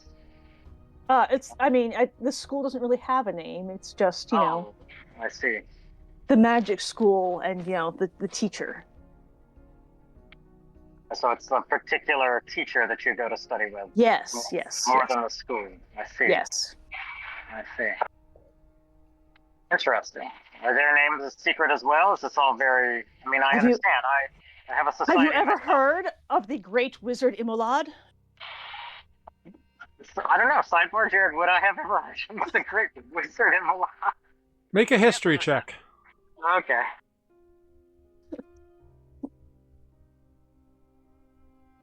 Sorry, I'm going mobile. With a 5, you have never heard of the great mage Imelad. Yes. I'm sorry. He's to say, extremely powerful and extremely he's a very very learned man. Interesting. Was he nice? I mean, he was a stern taskmaster. I learned a lot. Sometimes that's the best way to learn, isn't it? Well, Andra, I'm sorry. I've been interrupting your studies of primordial. I will rustle at him again. I would love to say hello back, but I don't imagine I'll ever pick any of that up. So, best of luck. And I will mosey on to my next victim. Enjoy the book. I'll just hold it up like this and shake it as I walk away. Yeah. Okay, so where's Selenar when I stumble upon him? Below decks in a hammock, reading either one of the books he has, or if there is a library of any kind on board, perhaps something from the shelf. Yeah, there's no library, but there is, like, the captain has a few books, and so does Corin, but that's about it. And they're not, they're just, like, Corin's are all medical research books, which may be of interest to you. Yeah, I'd say so. I have a magical knowledge of healing, but not a material, so... Yeah. Sure, I'm reading Medicine 101. Great. Another reader, I see. Says Corvus as he approaches from the dark. You'd think this Look at wouldn't be a that. surprise to you by now. We've been together quite some time. I'm sorry, what did you say again? I said you should have known this by now. We've been together quite some time. I have noticed you with a few books, different sort of books perhaps than what Andra has been reading or writing in. You Yeah. seem to be interested in just gathering knowledge, right? Is that a fair assessment? Yeah, information about how the world works outside the causeway. That is why I'm out here. Well, that's a noble pursuit. Imagine that things are quite a bit different than they were in the causeway. Sure are. Never seen so much water or lived underground, that's for certain. How is it walking around as an elf? I mean, I like to imagine you stand out quite a bit. It's to be expected. Most people out here have never seen an elf before, but I knew that before leaving home. Does that ever make you Not uncomfortable? surprising. Sorry, does it ever make you uncomfortable? No. It seems there's lots of variety, so everyone seems to be used to having lots of different kinds of people about. It also doesn't seem like any of your interactions are probably very hostile right? Everyone's usually delighted, maybe happy a little to have met an elf. This is kind of a rare thing. Even in a city full of diversity, I dare say you stand out quite a bit. Yeah, I'd say most of my interactions have been pleasant, except with your friends in Cliffside. Truth be told, I'm happy to be away from there. What's friends in Cliffside? Oh, the ones. Yeah. How did you get? The ones that, nearly killed me while trying to save Ozo. Yeah, I'm still unclear how you got mixed in, literally in the middle of that. I guess we never really talked about everything that went down, but I imagine wrong time, wrong place, huh? Well, she was walking into a trap, Well, and I exposed them. Seemed the right thing to do at the time. I agree. Well, I'm glad to hear that was the choice you made. You could have easily have left them to be ambushed alone, and you would have likely been unscathed. It is not our way. Well, it's good to hear. That's good to hear. What are you reading now? Oh, Medium Humanoid Medicine 2. The Medicining. Ah, I have quite a magical knowledge of healing, but this material, I'm like looking at my bandages as I say this, but this material way is a mystery. So I figured we have time, may as well read up. that doesn't hurt. I've been trying to keep an eye on Ozo's practice of healing as well, but I'm afraid I haven't really learned much. So it's good to know there's someone else that's a little savvy with catching wounds. But you've got more than just passing medicine skills, it looks like. At this point, I would have seen Selenar have wild shape at something, I think, right? Oh yeah, many times. Yeah, okay. What is that like, turning into a beast? Same as waking up in the morning. Really? Nothing special to it. Just another form. A lot of fun. The Wow. spirit remains the same. I don't lose any mental function. I just have a different shape. But everyone has a different shape already, so no different than a halfling is to an elf or a human. These words, Corvus is taking a moment to digest. And he will say, these things are true, I think, Selenar. I can only imagine what it might be, though, taking such a different form. It's just so unlike what I'm used to in my daily. But for you, it seems like it's just changing clothes. Well, certainly most comfortable in, as an elf. That is how I spend nearly my whole life, but there are many gifts in the world around us, and I'm happy to use them when it makes sense to do so. Selenar, if you could be anything at all, is there a form that you would choose over this one? I don't know. I have not been them all. I do have a dream of flying through the sky, though. Get a new perspective on the world below. I understand powerful druids can do that, but I have not learned the way yet. I'm sure you'll get there with time. I hope so. The gift of flight is fascinating. You hear seagulls fly by at that moment. Ah!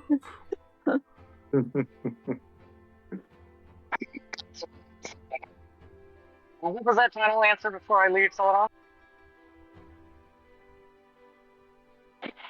What was that? If you could repeat that last thing, I only caught part of it. I'm sorry. I said that the gift of flight is fascinating, and Selenar would love to learn to take the, fly above and see the world from a new angle. Renata, I'll tell you a little secret. Not Renata, sorry, Solinar. I'll tell you a little secret. I was gonna say I'm not there. I'm pretty intrigued by birds as well, and I find them very fascinating to watch. I can never imagine what it might be to fly, though. So if you ever get that experience, I hope you'll tell me about it. Andra's going to walk in, or because this is my room as well. Sorry. Maybe time for a lesson, so I'll get out of your hair. Hey, Selenar, do you know how to make things small and big?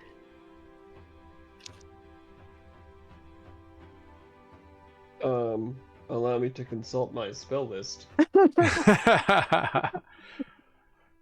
Let me commune with the natural world for a moment. I'm gonna keep one ear on from here on out, but just know I may not be reachable for a minute. Okay, bye. Out of character, do you know what that spell is called? There's quite Enlarge and reduce.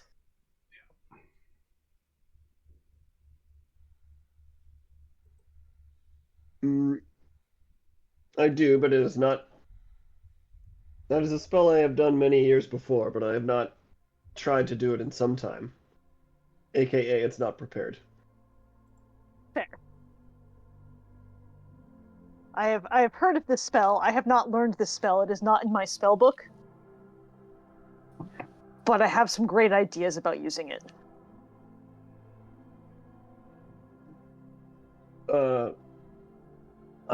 Me, the player, I'm druid magic and wizard magic don't come from the same way, and if I were to try to teach Andra a spell, would that even work?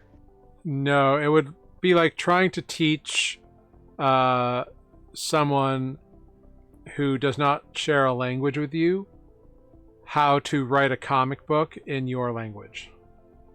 Yeah, because my understanding is druidic magic comes from within, like sorcerers. It's not like a wizard magic where you... Yeah. Druidic magic you gain through your connection to the natural world, and yours is actually considered a form of divine magic because it comes from something larger than yourself, whereas Andra's magic comes from understanding how how magic functions and the energies involved, and by breaking and restoring the universe. Nerd. Yeah. I find that spell to not have much use, but if it is something that you think could be useful, I could. Well, you prepare see, that ritual for another day. I have a spell that can that floats and can carry things that are up to 10 pounds. So if you made things small, I could carry them. Interesting. What kind of use? What would you like to carry? The ship itself? I don't know that the ship could get that small. But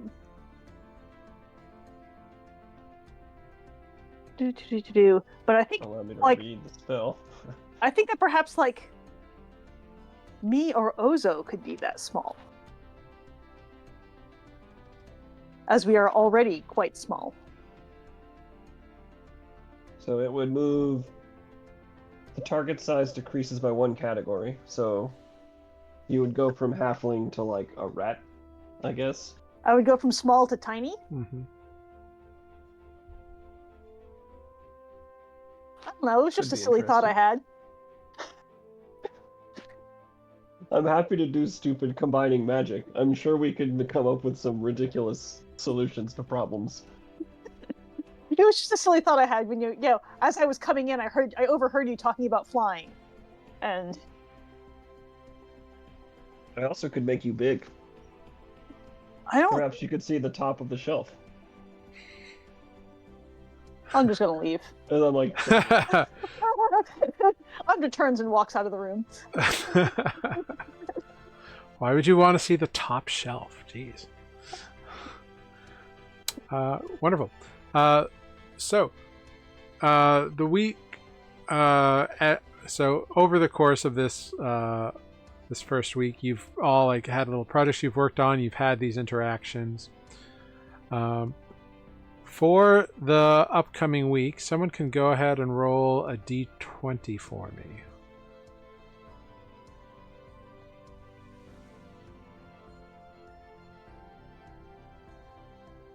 Anybody?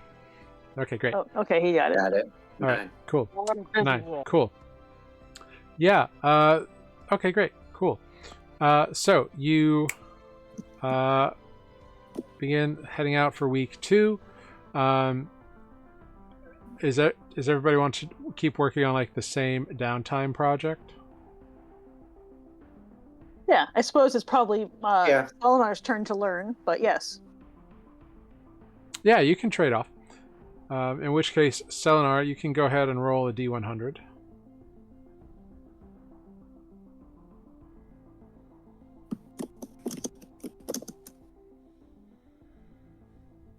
Okay.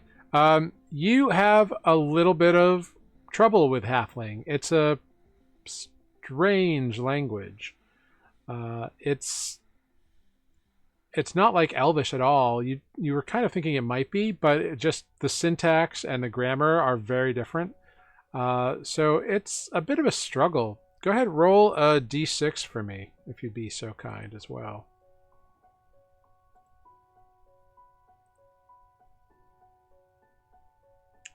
Great. Cool. Yeah. As you are kind of learning this week, Andra, go ahead, roll a d100 for me. 10. Go ahead, roll a d6 for me. 3. Cool. You notice that Renata's having like not quite picking up the halfling the same way you did with the You mean Selenar? Selenar. Sorry, Jesus Christ. Isn't picking up halfling. It's gonna happen the whole fucking campaign. It will. Yep. Because my brain is fucked up that way. As quickly as you did the primordial, it occurs to you that you really don't know much about Selenar. You don't know what his goal is. You don't really, like, he says he's from this causeway, which you don't really know what that is either. It's almost like, it's not like he's failing on purpose, but there's some weirdness about it that you can't quite put your finger on. But at the same time, you do know he's a powerful ally and could probably help you with things if you opened up about your needs. So something for the potential use or exploitation in the future. Like, he's very capable. Okay. Knows a lot about the natural world, which is always useful, especially when you have to find certain things. Just some stuff that occurs to you over the course of your teachings. Cool. But you can mark off 1 work week of learning Halfling. Renata. Yes. Yeah. You are crafting this song. So go ahead, roll a d100 for me.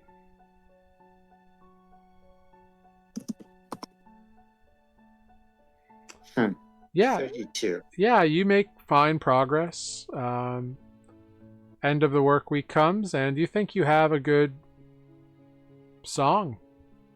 What is your song, and what is it about? What kind of song is it? What have you been spending these 2 weeks crafting? I wrote a song about leaving home. That's the core message in the song Okay. about leaving home.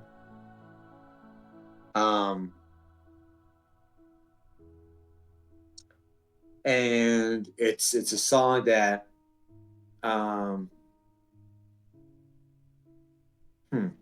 in terms of style,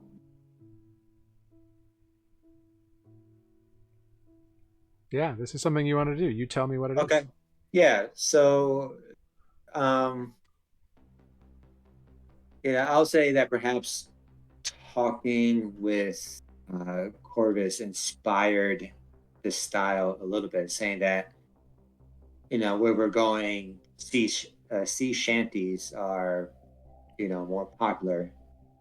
So this would be a more mournful style sea shanty, and like a slower beat, a lower octave and sound.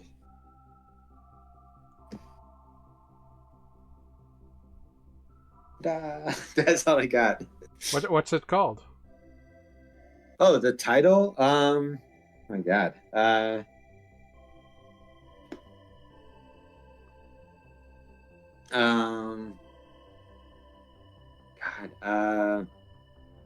It's called The Road to Nowhere. Great. Yeah, there we go. Road to Nowhere. Great. Make sure that you write down that you have written The Road to Nowhere and what kind of song it is. Will do. Yeah, and Corvus, are you going to continue your training with Ozo, or are you going to do something else? Yeah. I know Amber's not here too, but I could offer something in return if necessary, but Yeah, we'll get there when she's back. So Okay. go ahead, roll a D100 for me.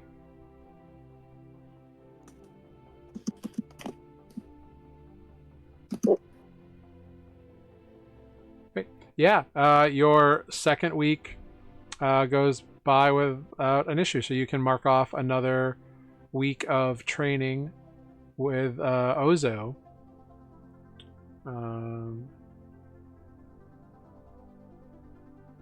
With learning how to deal like a more unarmed strike kind of stuff. It is interesting as you do this with Ozo. Ozo does a lot of punching, but because your hands are often full in combat, they focus more on teaching you how to like do kicks and that kind of stuff. Yeah. I'm gonna try to still listen in, and I'm just gonna need to switch Discord over to my phone as I journey. It would be weird if I stayed here. Yeah, sure. So camera's going off, I think. Yeah, no worries. Be back soon. Okay. Let's see. Do.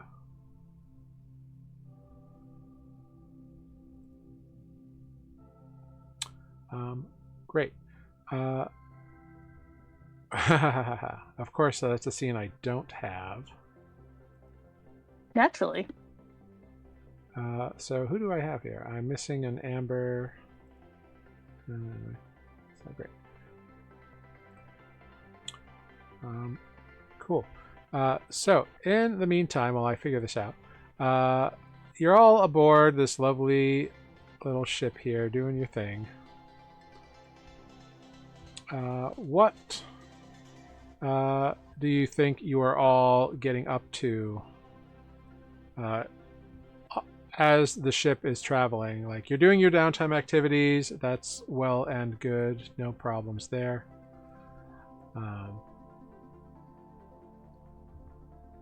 So if you had anything else you were interested in doing, you could do that now.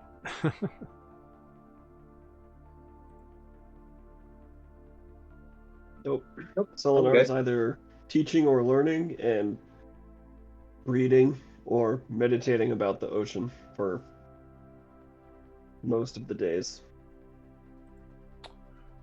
While you're doing that, go ahead, give me a nature check, actually, Selenar.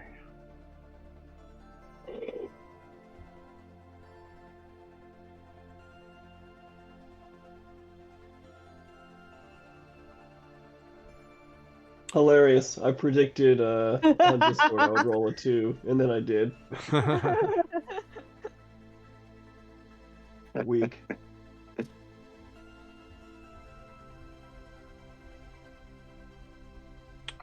Wild.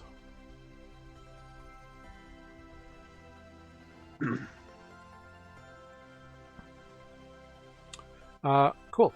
Yeah, so the weather's been pretty clear. There hasn't been a lot of stuff. It seems like the crew is like, they have stores on board, but they're also doing some amount of fishing. But they're not like trawling or anything, so there's not a lot of real stuff. They have like some deep lines, but it's a lot of whatever they can catch. The birds have kind of thinned out. There's not a lot of like aviary stuff this far out. The stars are pretty at night, I will say.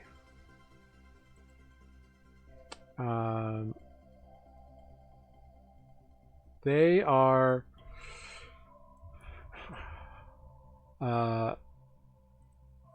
they are the ones that you know from home, but they are different. They're like in slightly different positions, and like slightly different rotations, and it's interesting.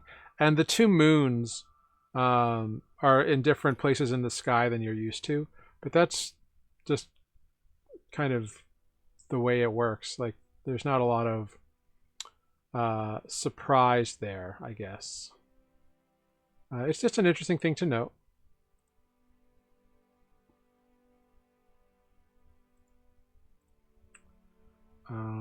Yeah, great. Love it.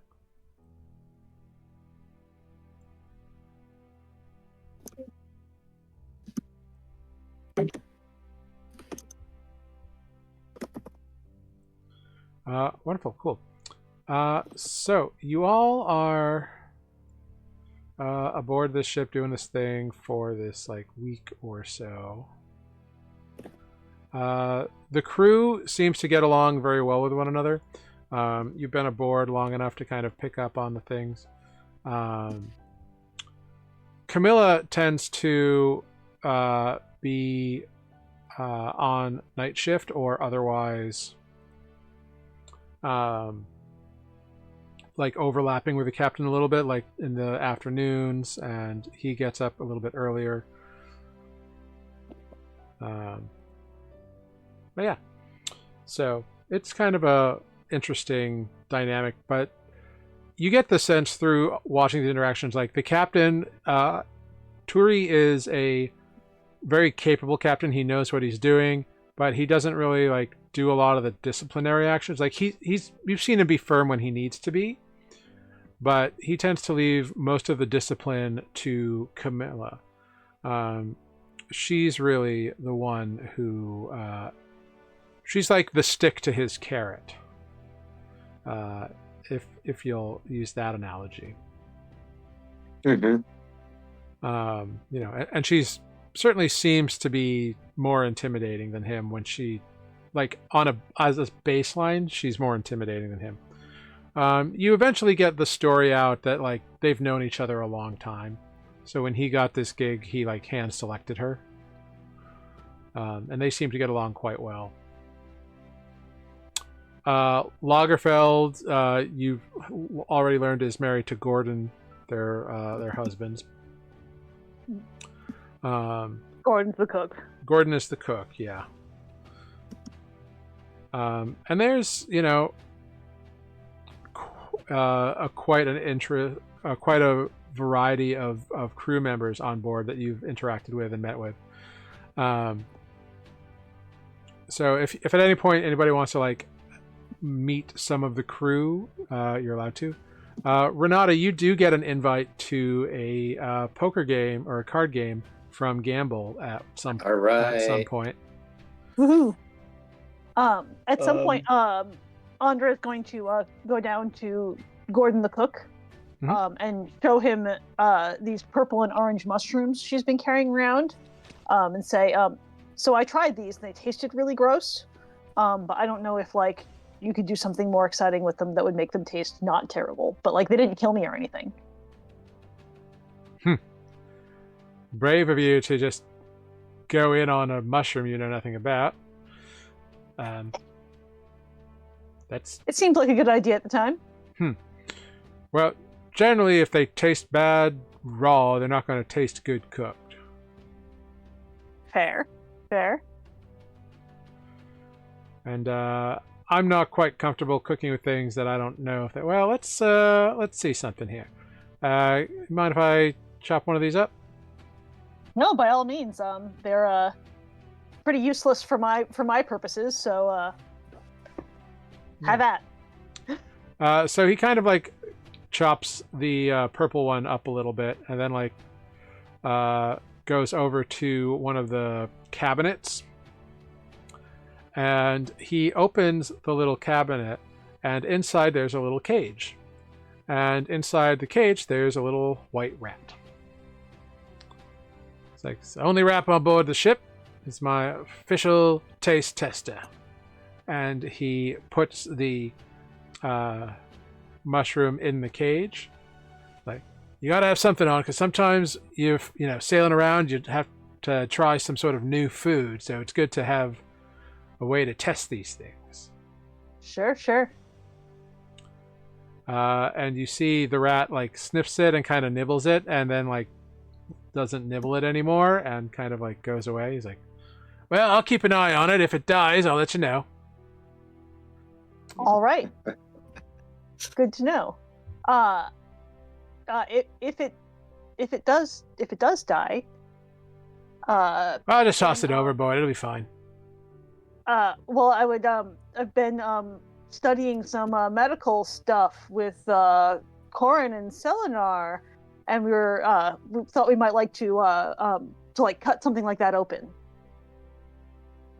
to learn about how like the body works. Make a persuasion check.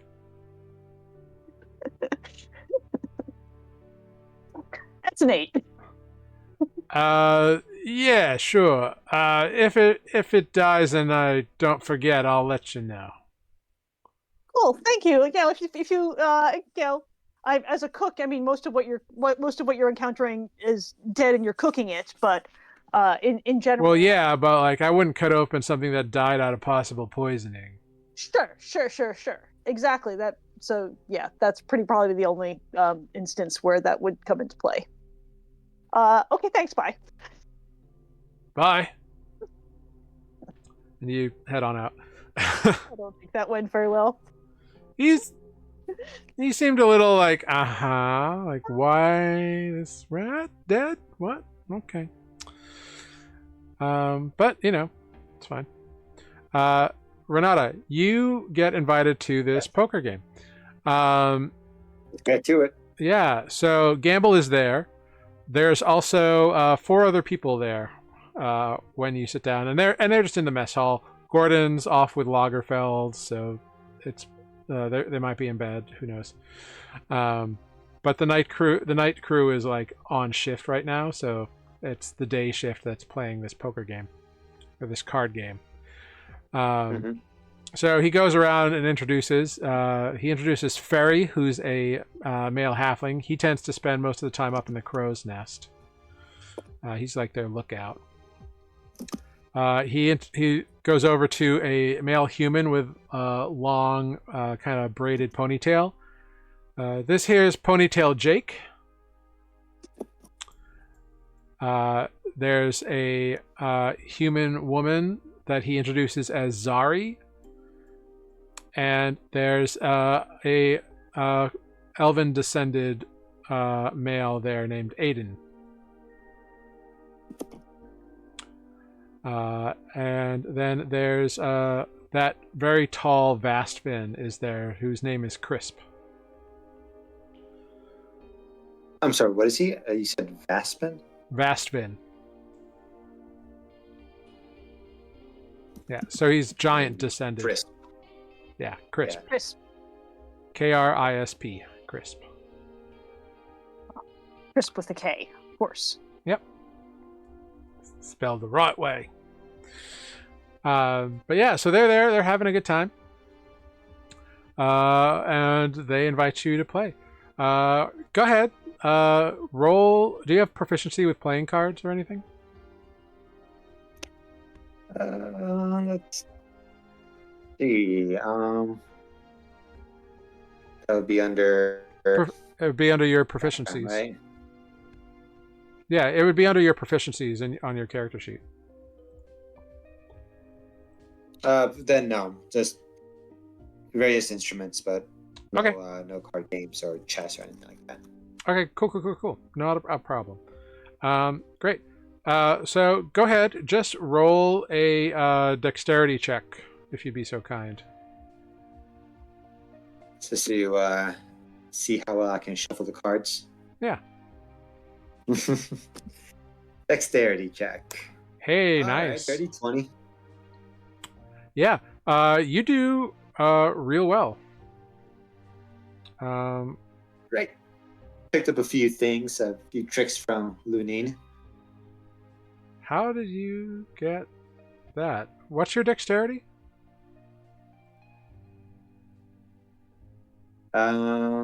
It's a 15. So you rolled a 17. How did you get... It's Well, I plus don't know. 3. I don't know why it says +3. No, because the character sheet says +2. So I don't know why it's rolling a +3. Oh, I wonder if... So it should be a 19. Weird. Then in that case. Oh, it's your jack of all trades, because you get half your ability bonus Nice. to skills. Although this isn't really a skill. This is just a ability check. Yeah, we'll roll with it. It's fine.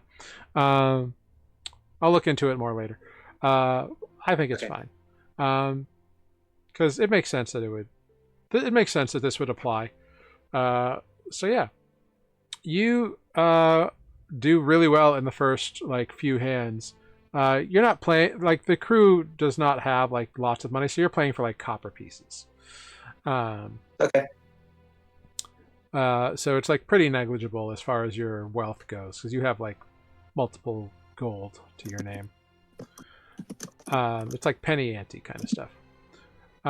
But you do really well for the first hour or so, and they're all very impressed. Do you want to keep playing? Let's keep playing. I kind of want to get the party really hopping. Is there drinks, snacks, music, small chat? So yeah, so if you Getting to know these guys. yeah, I mean it's really just you all talking. There is some amount of grog available, like a watered down ale kind of thing, because and it's rationed, because they're aboard a working ship. There's not a bar per se. They're all nursing their rations for the day. So there's some drinking going on, but not enough to get sloshed, really. That's what port is for. Great. Corvus, you can turn your camera back on if you want. Yeah, that's totally good.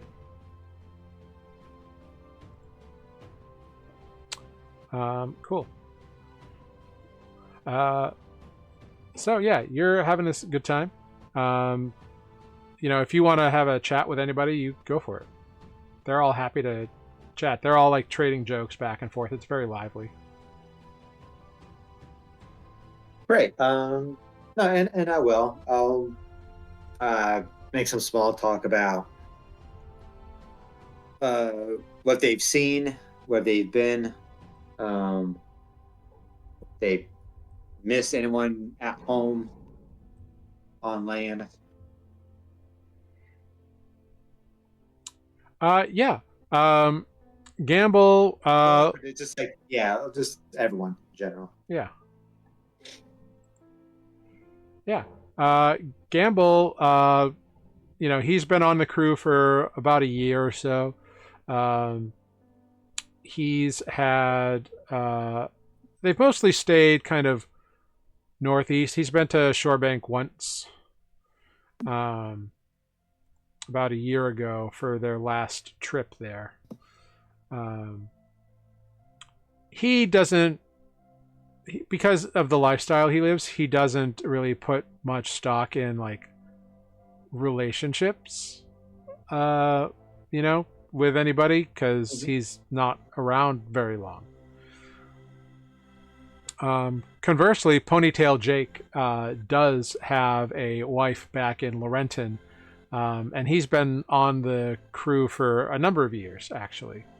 So he's made this journey multiple times before. Ferry has 2 partners back in Laurentian. Seems to be in sort of a polycule situation. Everyone like kind of whoop and hollers of whoa ho ho. No, everybody knows this about him. So like, Oh, okay. yeah, like they've all been Oh, Mary, Yeah. you dog. Oh no! Well, you see, my partner Henna, she's the one who like kind of wanted to like explore some things because I was gone a lot and whatever, and so she met Merc, and Merc is very nice and we get along really well, and we're all happy together. They keep each other company while I'm gone. When I'm back, there's a big party. It's fun. Do you have a favorite? Of course not. You can't do that. That's like picking your favorite, like, I don't know, whatever you would pick. I mean, it's 2 people. Like, we're all together in this relationship. Like, it's a lot of work and it's a lot of communication, but like, I'm gonna ask the rest of the table here. Do we think he's bullshitting? the rest of the table says no. Like, they've met his partners. Like, it's very like when they get back to Laurentian, his partners both come to the ship if they like can send word ahead, and they're both like hugs and kisses, and it's nice to see you, and they head home. All right, I'm sorry. Don't know much about polygamous. Well, we don't like to put like labels on it, but like relationships. like it's not like nobody's like doing a thing. We just all get along and care for one another, and that's just what we do. Like it's family. That's all. Hey, There's just also cheers to a romantic aspect. That's it. cheers to that, Barry. Yeah. And he drinks his drink. Zari is single and not opposed to a good time, but she doesn't have anybody waiting for her. Crisp boasts that he has many broken hearts behind him and intends on breaking many more in his life. He seems to be like late 20s. Yeah. Yeah. So they're all like very happy to like talk about their lives. They all seem like a very close crew. Like there's no like whatever. They all also like share sleeping quarters. So like nobody like the only people who really have their own quarters are the captain and Corin. That's about it. Even Gordon and Lagerfeld don't have their own quarters, but sometimes because they are married, people like give them space. Mm-hmm. But that's one of the reasons for the poker night. You find out is so that Lagerfeld and Gordon can have some private time. All right.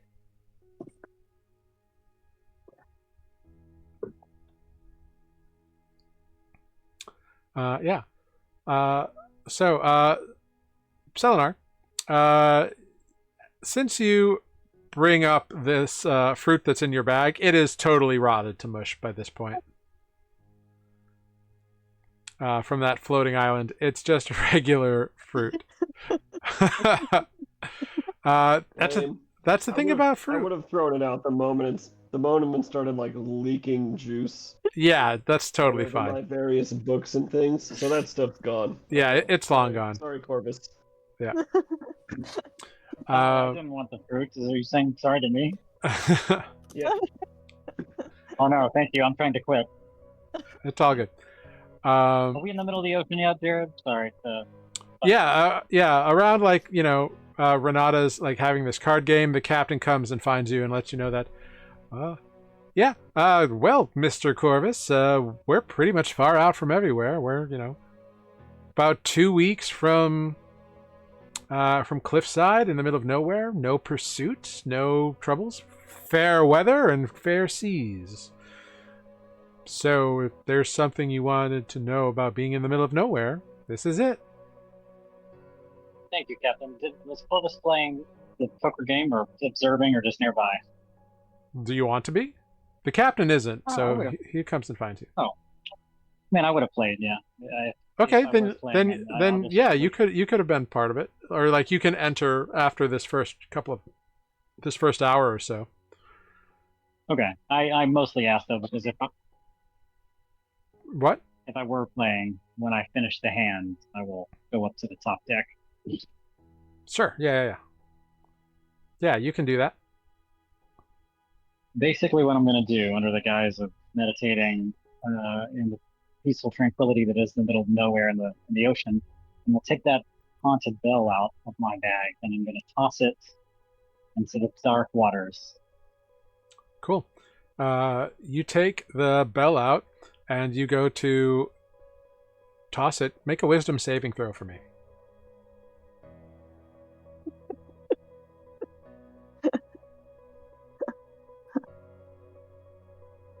Sorry, I'm looking for my modifier because I don't know if I've got D&D Beyond pulled up. You have a you have a +0 to wisdom.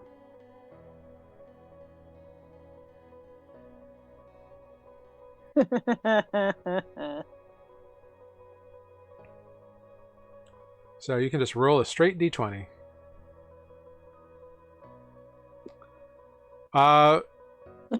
Dropping this bell in the middle of the ocean is a horrible idea. It's like you need to keep this bell.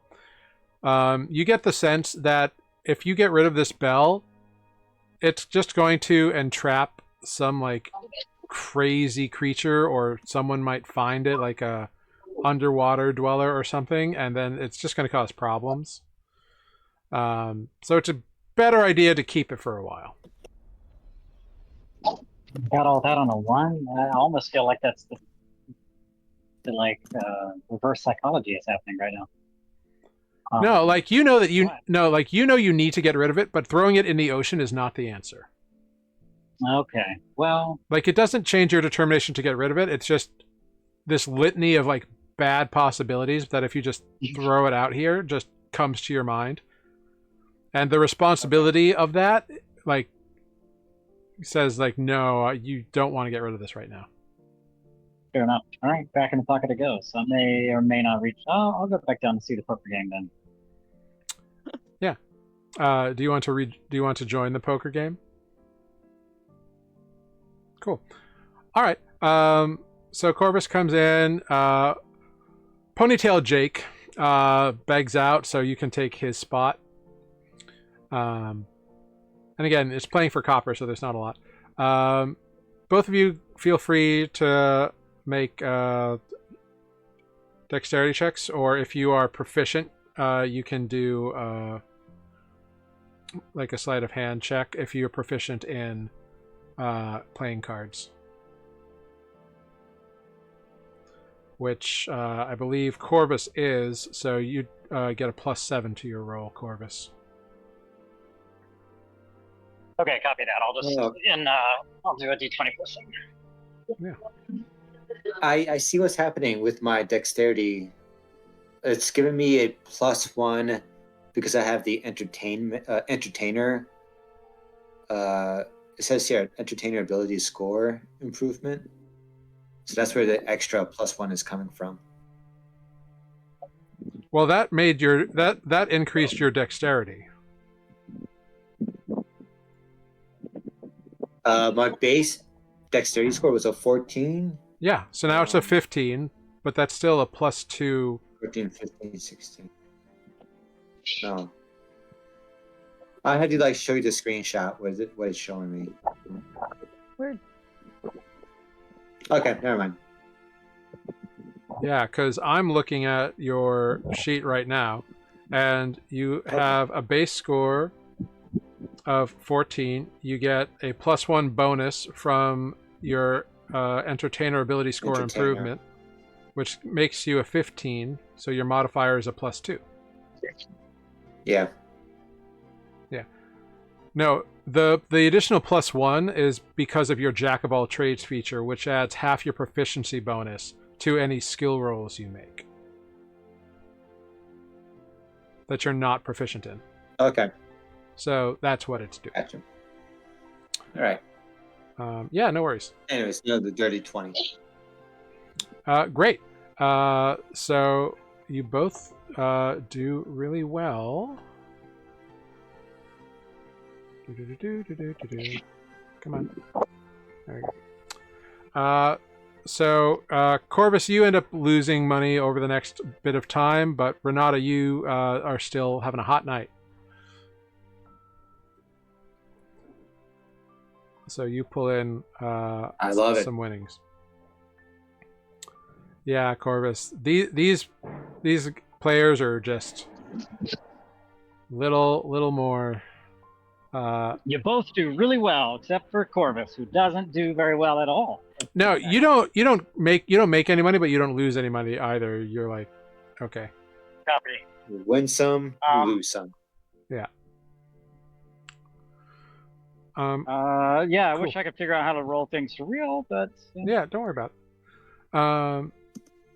So cool. So yeah, so you play for this other hour. The game is beginning to wind down. People are like, they've been working all day, so they're heading back to their cots. And you both are free to do the same or whatever you'd like to do. who's the single woman? Oh, Zari. Zari. Sorry. Yeah, tell me about Zari.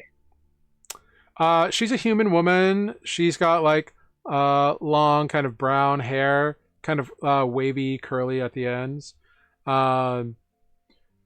She's got a few scars like on her arms from like some events, but her face is very handsome. Blue eyes, kind of a tan, like a weathered tan skin. Like she spends her time outside on the ocean, so but she's very fit. Yeah, she's a handsome woman.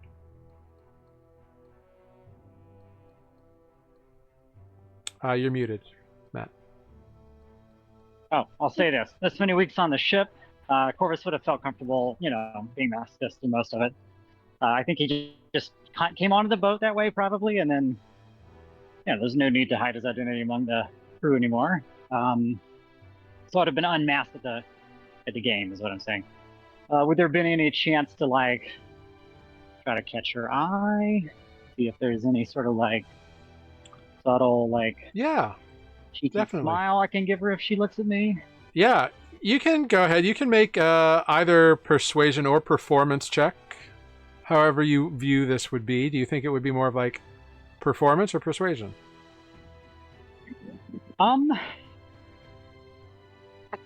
That's a good question. Whatever it is. Yeah. Whatever it is, can I give him advantage by being his wingman?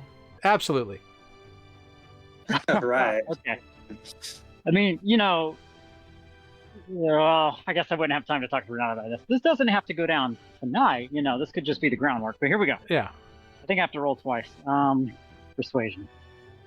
We know if it goes more than once. Okay. Not, so I'll roll one more time. So you get a +3 to the roll. Oh, okay. So do I keep that roll and add a +3?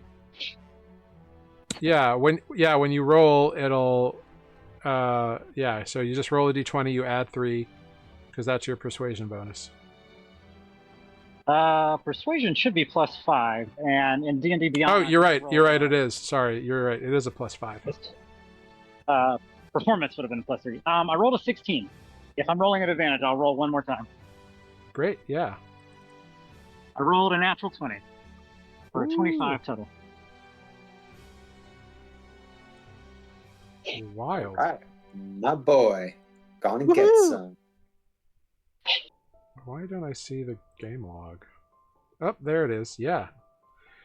You send a few winks over, and you time it just as Renata manages to like make a funny joke that sets the whole table up to be in a good mood and laugh, and like it's a little suggestive joke, and so you kind of like raise your eyebrows at the right time at her, and she like picks up what you're putting down. And as the game like clears, she kind of leans over to you and is like, "It's been fun playing with you all. Maybe we can play a private game." Yeah? Is this where the high rollers go? I can get you into the high roller suite if you think you're man enough for that kind of action. Well, I haven't had a very good night so far, but there's always time to prove my odds. Yeah, let's get you some good odds. And she she kind of cocks her head as she exits the room. Does Corvus follow? I will follow.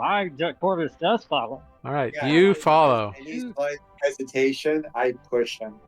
Yeah, you follow her right out. She takes you to a place that she knows behind where you can get some privacy. And we cut away from that scene as you two embrace one another in a makeout session. Renata. Yes. You stroll out onto the deck, having had a fun little night playing cards, helping your buddy, having a good time. It's a warm, clear night under these beautiful stars, over this open water. And you look up and you see the two familiar moons of Nuuli, the larger and mostly spherical Tura, and then that smaller, kind of rougher shape of Kalari. And all these stars, familiar but different enough. You see these familiar constellations, but they're in different places, from where you are, from where you're used to back home. And as you stare up at them, and the crew is working around you, just kind of not really paying much mind, you see that the stars begin to twinkle brightly and in a pattern. And slowly, these motes of lights floating in the heaven begin to twist into a familiar shape and kind of combine. And you see a very familiar shape, a musical note set inside of a star. The same shape as that tattoo on the back of your hand, that mark that you have. And you raise your hand up to compare the two, and when you bring it down, you see a familiar form sitting upon the railing of the ship. Long flowing white suit, short-brimmed hat upon a very pale face with long ears that seem to almost wrap around the back of his head. And you recognize those hungry eyes and sharp facial features of the manager. "Ah, there you are, my boy. So sorry I haven't been available the past bit. I'm a very busy being, Excellent work rescuing Rini, by the way. Those satyrs, so troublesome they can be, right? But thankfully, seems like she's back to her routine dancing up a storm after only a few days recovering. So I think things are looking right as rain. And it sounds like your musical skills are increasing. Been writing a song. Very well done. Hope it ends up well. Very excited to hear it. Soon you'll be a real name in local watering holes." Maybe someday I'll be able to book you at the finest courts and fetes this side of the primary division. Now remember, if you ever need a little extra something, a little extra step in your giddy up, and you feel like you want to get serious about your career, well, you let me know. Now, I know you tried to reach out for me. Did you have a question, or is this purely a social visit? No, I did have some questions. Oh, great. Stuff that I've been thinking about after rescuing Ginny. Rinny. Rinny, sorry. And if you're going to rescue a woman, you should remember her name. Right? You never know when a favor might be handy. And there was this moment where it was just her and I thought it would be the best time to ask her how she knows you.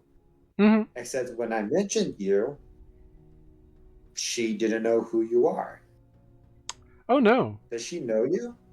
No. But I know her, and that's all that really matters. I keep my eyes on many promising talents. Okay. Such as you yourself.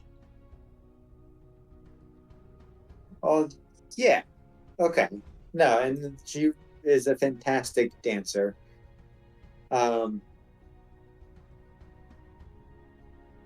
I guess it threw me off. I thought perhaps I was your one and only prodigy. Music prodigy. Oh, my dear... With your sole attention on me. My dear Justin, if you want to be that, you need to work up quite a bit.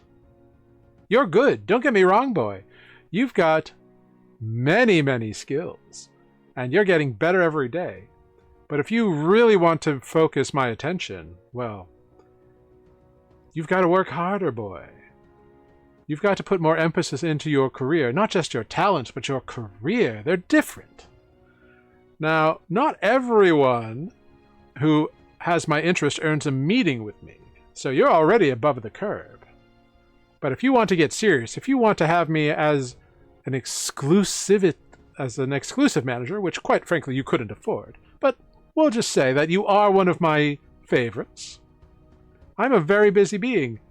I have people not only on Nuuli, but all across the multiverse that I make better and enhance their lives and enrich their careers. And I have people out in places you could not conceive of, performing to entities you could not fathom.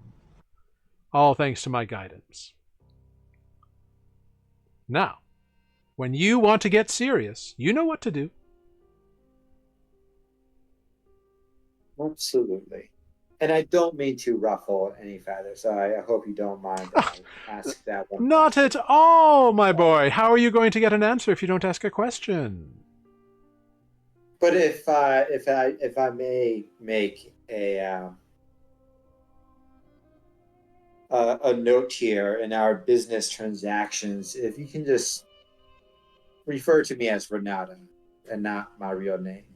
Because I did Very well. catch that on the slip. Oh, it wasn't a slip, my And dear. you may never know. But don't worry. This- None of these people can see or hear me. Good. We'll keep it that way.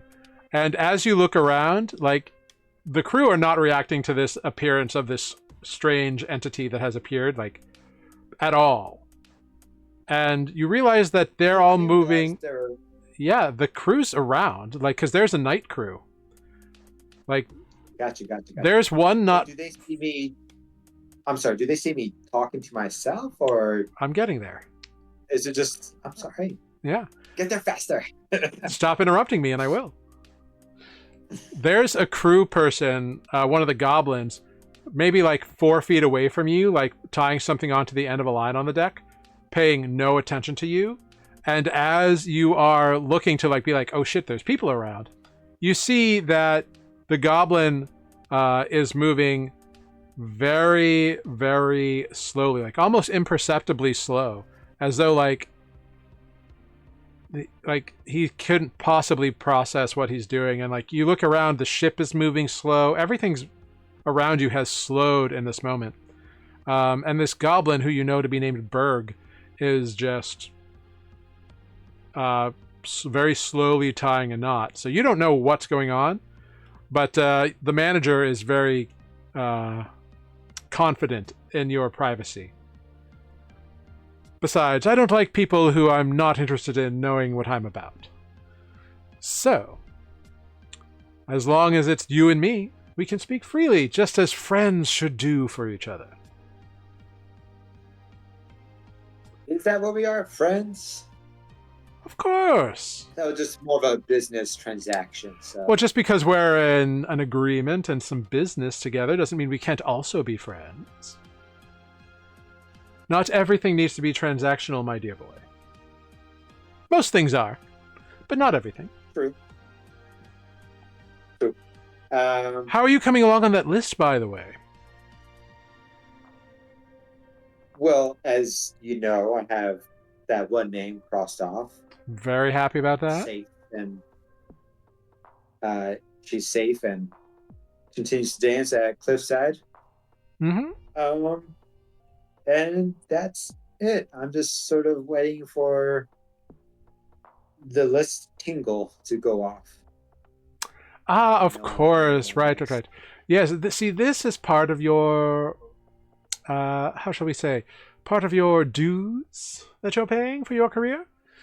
You see? Mm-hmm. You know, you'll know it when you get there, sort of thing. But you wanted to go on a world tour, right? So this is what you do. As you tour, you will find that there are useful people to know all over the place. And these are very useful people. So continue to travel, continue to tour, go to new places, meet new and exciting people, interesting things. I have faith in you, my dear boy.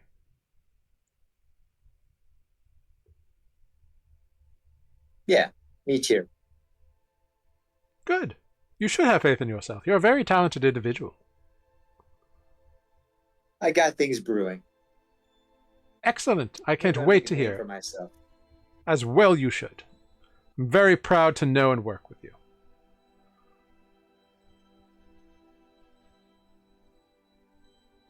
Now, unless you have anything else, I do have an appointment that I must be off about. Are you good? I am good. That's what I love to see. Keep going, Renata Soul Angel. Make your name across the world. And as soon as you're ready to pump up your career to the next level, you let me know, huh? And he picks up his hat and does a bow, and as he bows and his hat moves over his body disappears. And soon the ship is moving and the crew is moving around you, totally unaware of the interaction that just occurred. And that is where we will end tonight's session of Nuuli Forged.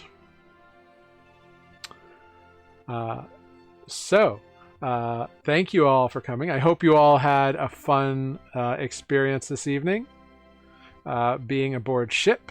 Absolutely. Yeah, this was good. Yes. I'm so sorry I subjected each of you to torturous one-on-one roleplay. Oh man, it's fun. That's like fun. Yeah, It was good. definitely. Although next time, make sure your earbuds work better. I grabbed the wrong ones today. I was pretty upset.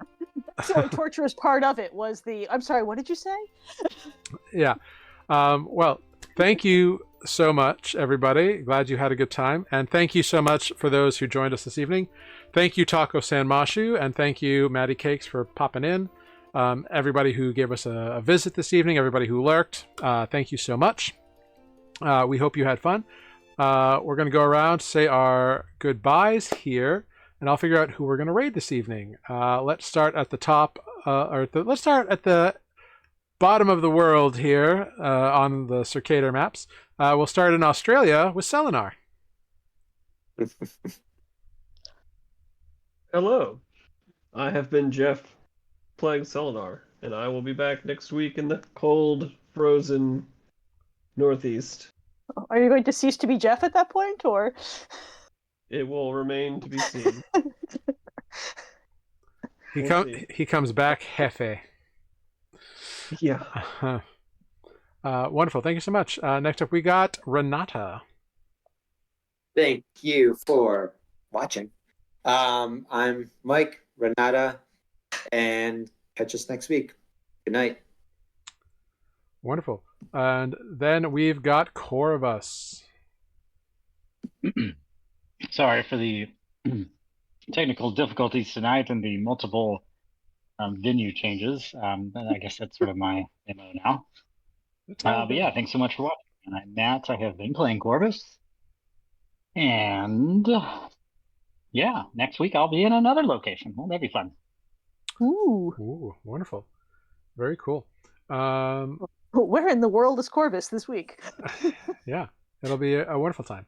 And Andra. Oh, hey, that's me. I am Sarah and plan to continue to be Sarah. I have been Andra this evening, and we are Nuuli Forged, and we have a YouTube channel where, if you're wondering how the heck we got here, you can watch our previous 20 episodes at this point. And also the entirety of Campaign 1, if you're wondering just who this Grig and Nereus people are. They're from Campaign 1, and that's also all available on our YouTube channel. Yeah. And social media is a hellscape these days, but we're there on a whole lot of it. So look around for us wherever you found your social media. Look around for Nuuli Forged, Nuuli. Yes, I do think we will be leaving X Twitter because I'm just sick of it. And the guy who owns it can fall off a cliff. Yeah, fuck right off. Especially with all this bullshit this past week. So I've been Jared, your humble dungeon master here on Nuuli Forged. Thank you so much for being here. It's always a pleasure to have cool people come in. We're going to raid someone new this evening. We're going to raid Sunnyside James. So hop in this raid and let them know that they've been newly raided. And we'll see you all next week, the 21st of January 2025.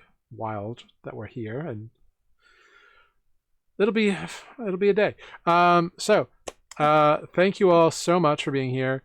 Our 15-day trial period so much stuff on this year. Yeah. Our thoughts and good wishes and well wishes and everything go to everyone affected by the fires in LA, because we all know a variety of people out that way. Our friend Skylar, friend of the channel, is out there and dealing with some stuff. So we wish them the best, and we wish everybody who has to face such horrible circumstances as much aid and assistance as possible. But be cool, don't be dicks, have a good time, and we'll see you next week. So goodbye, everyone. Goodbye.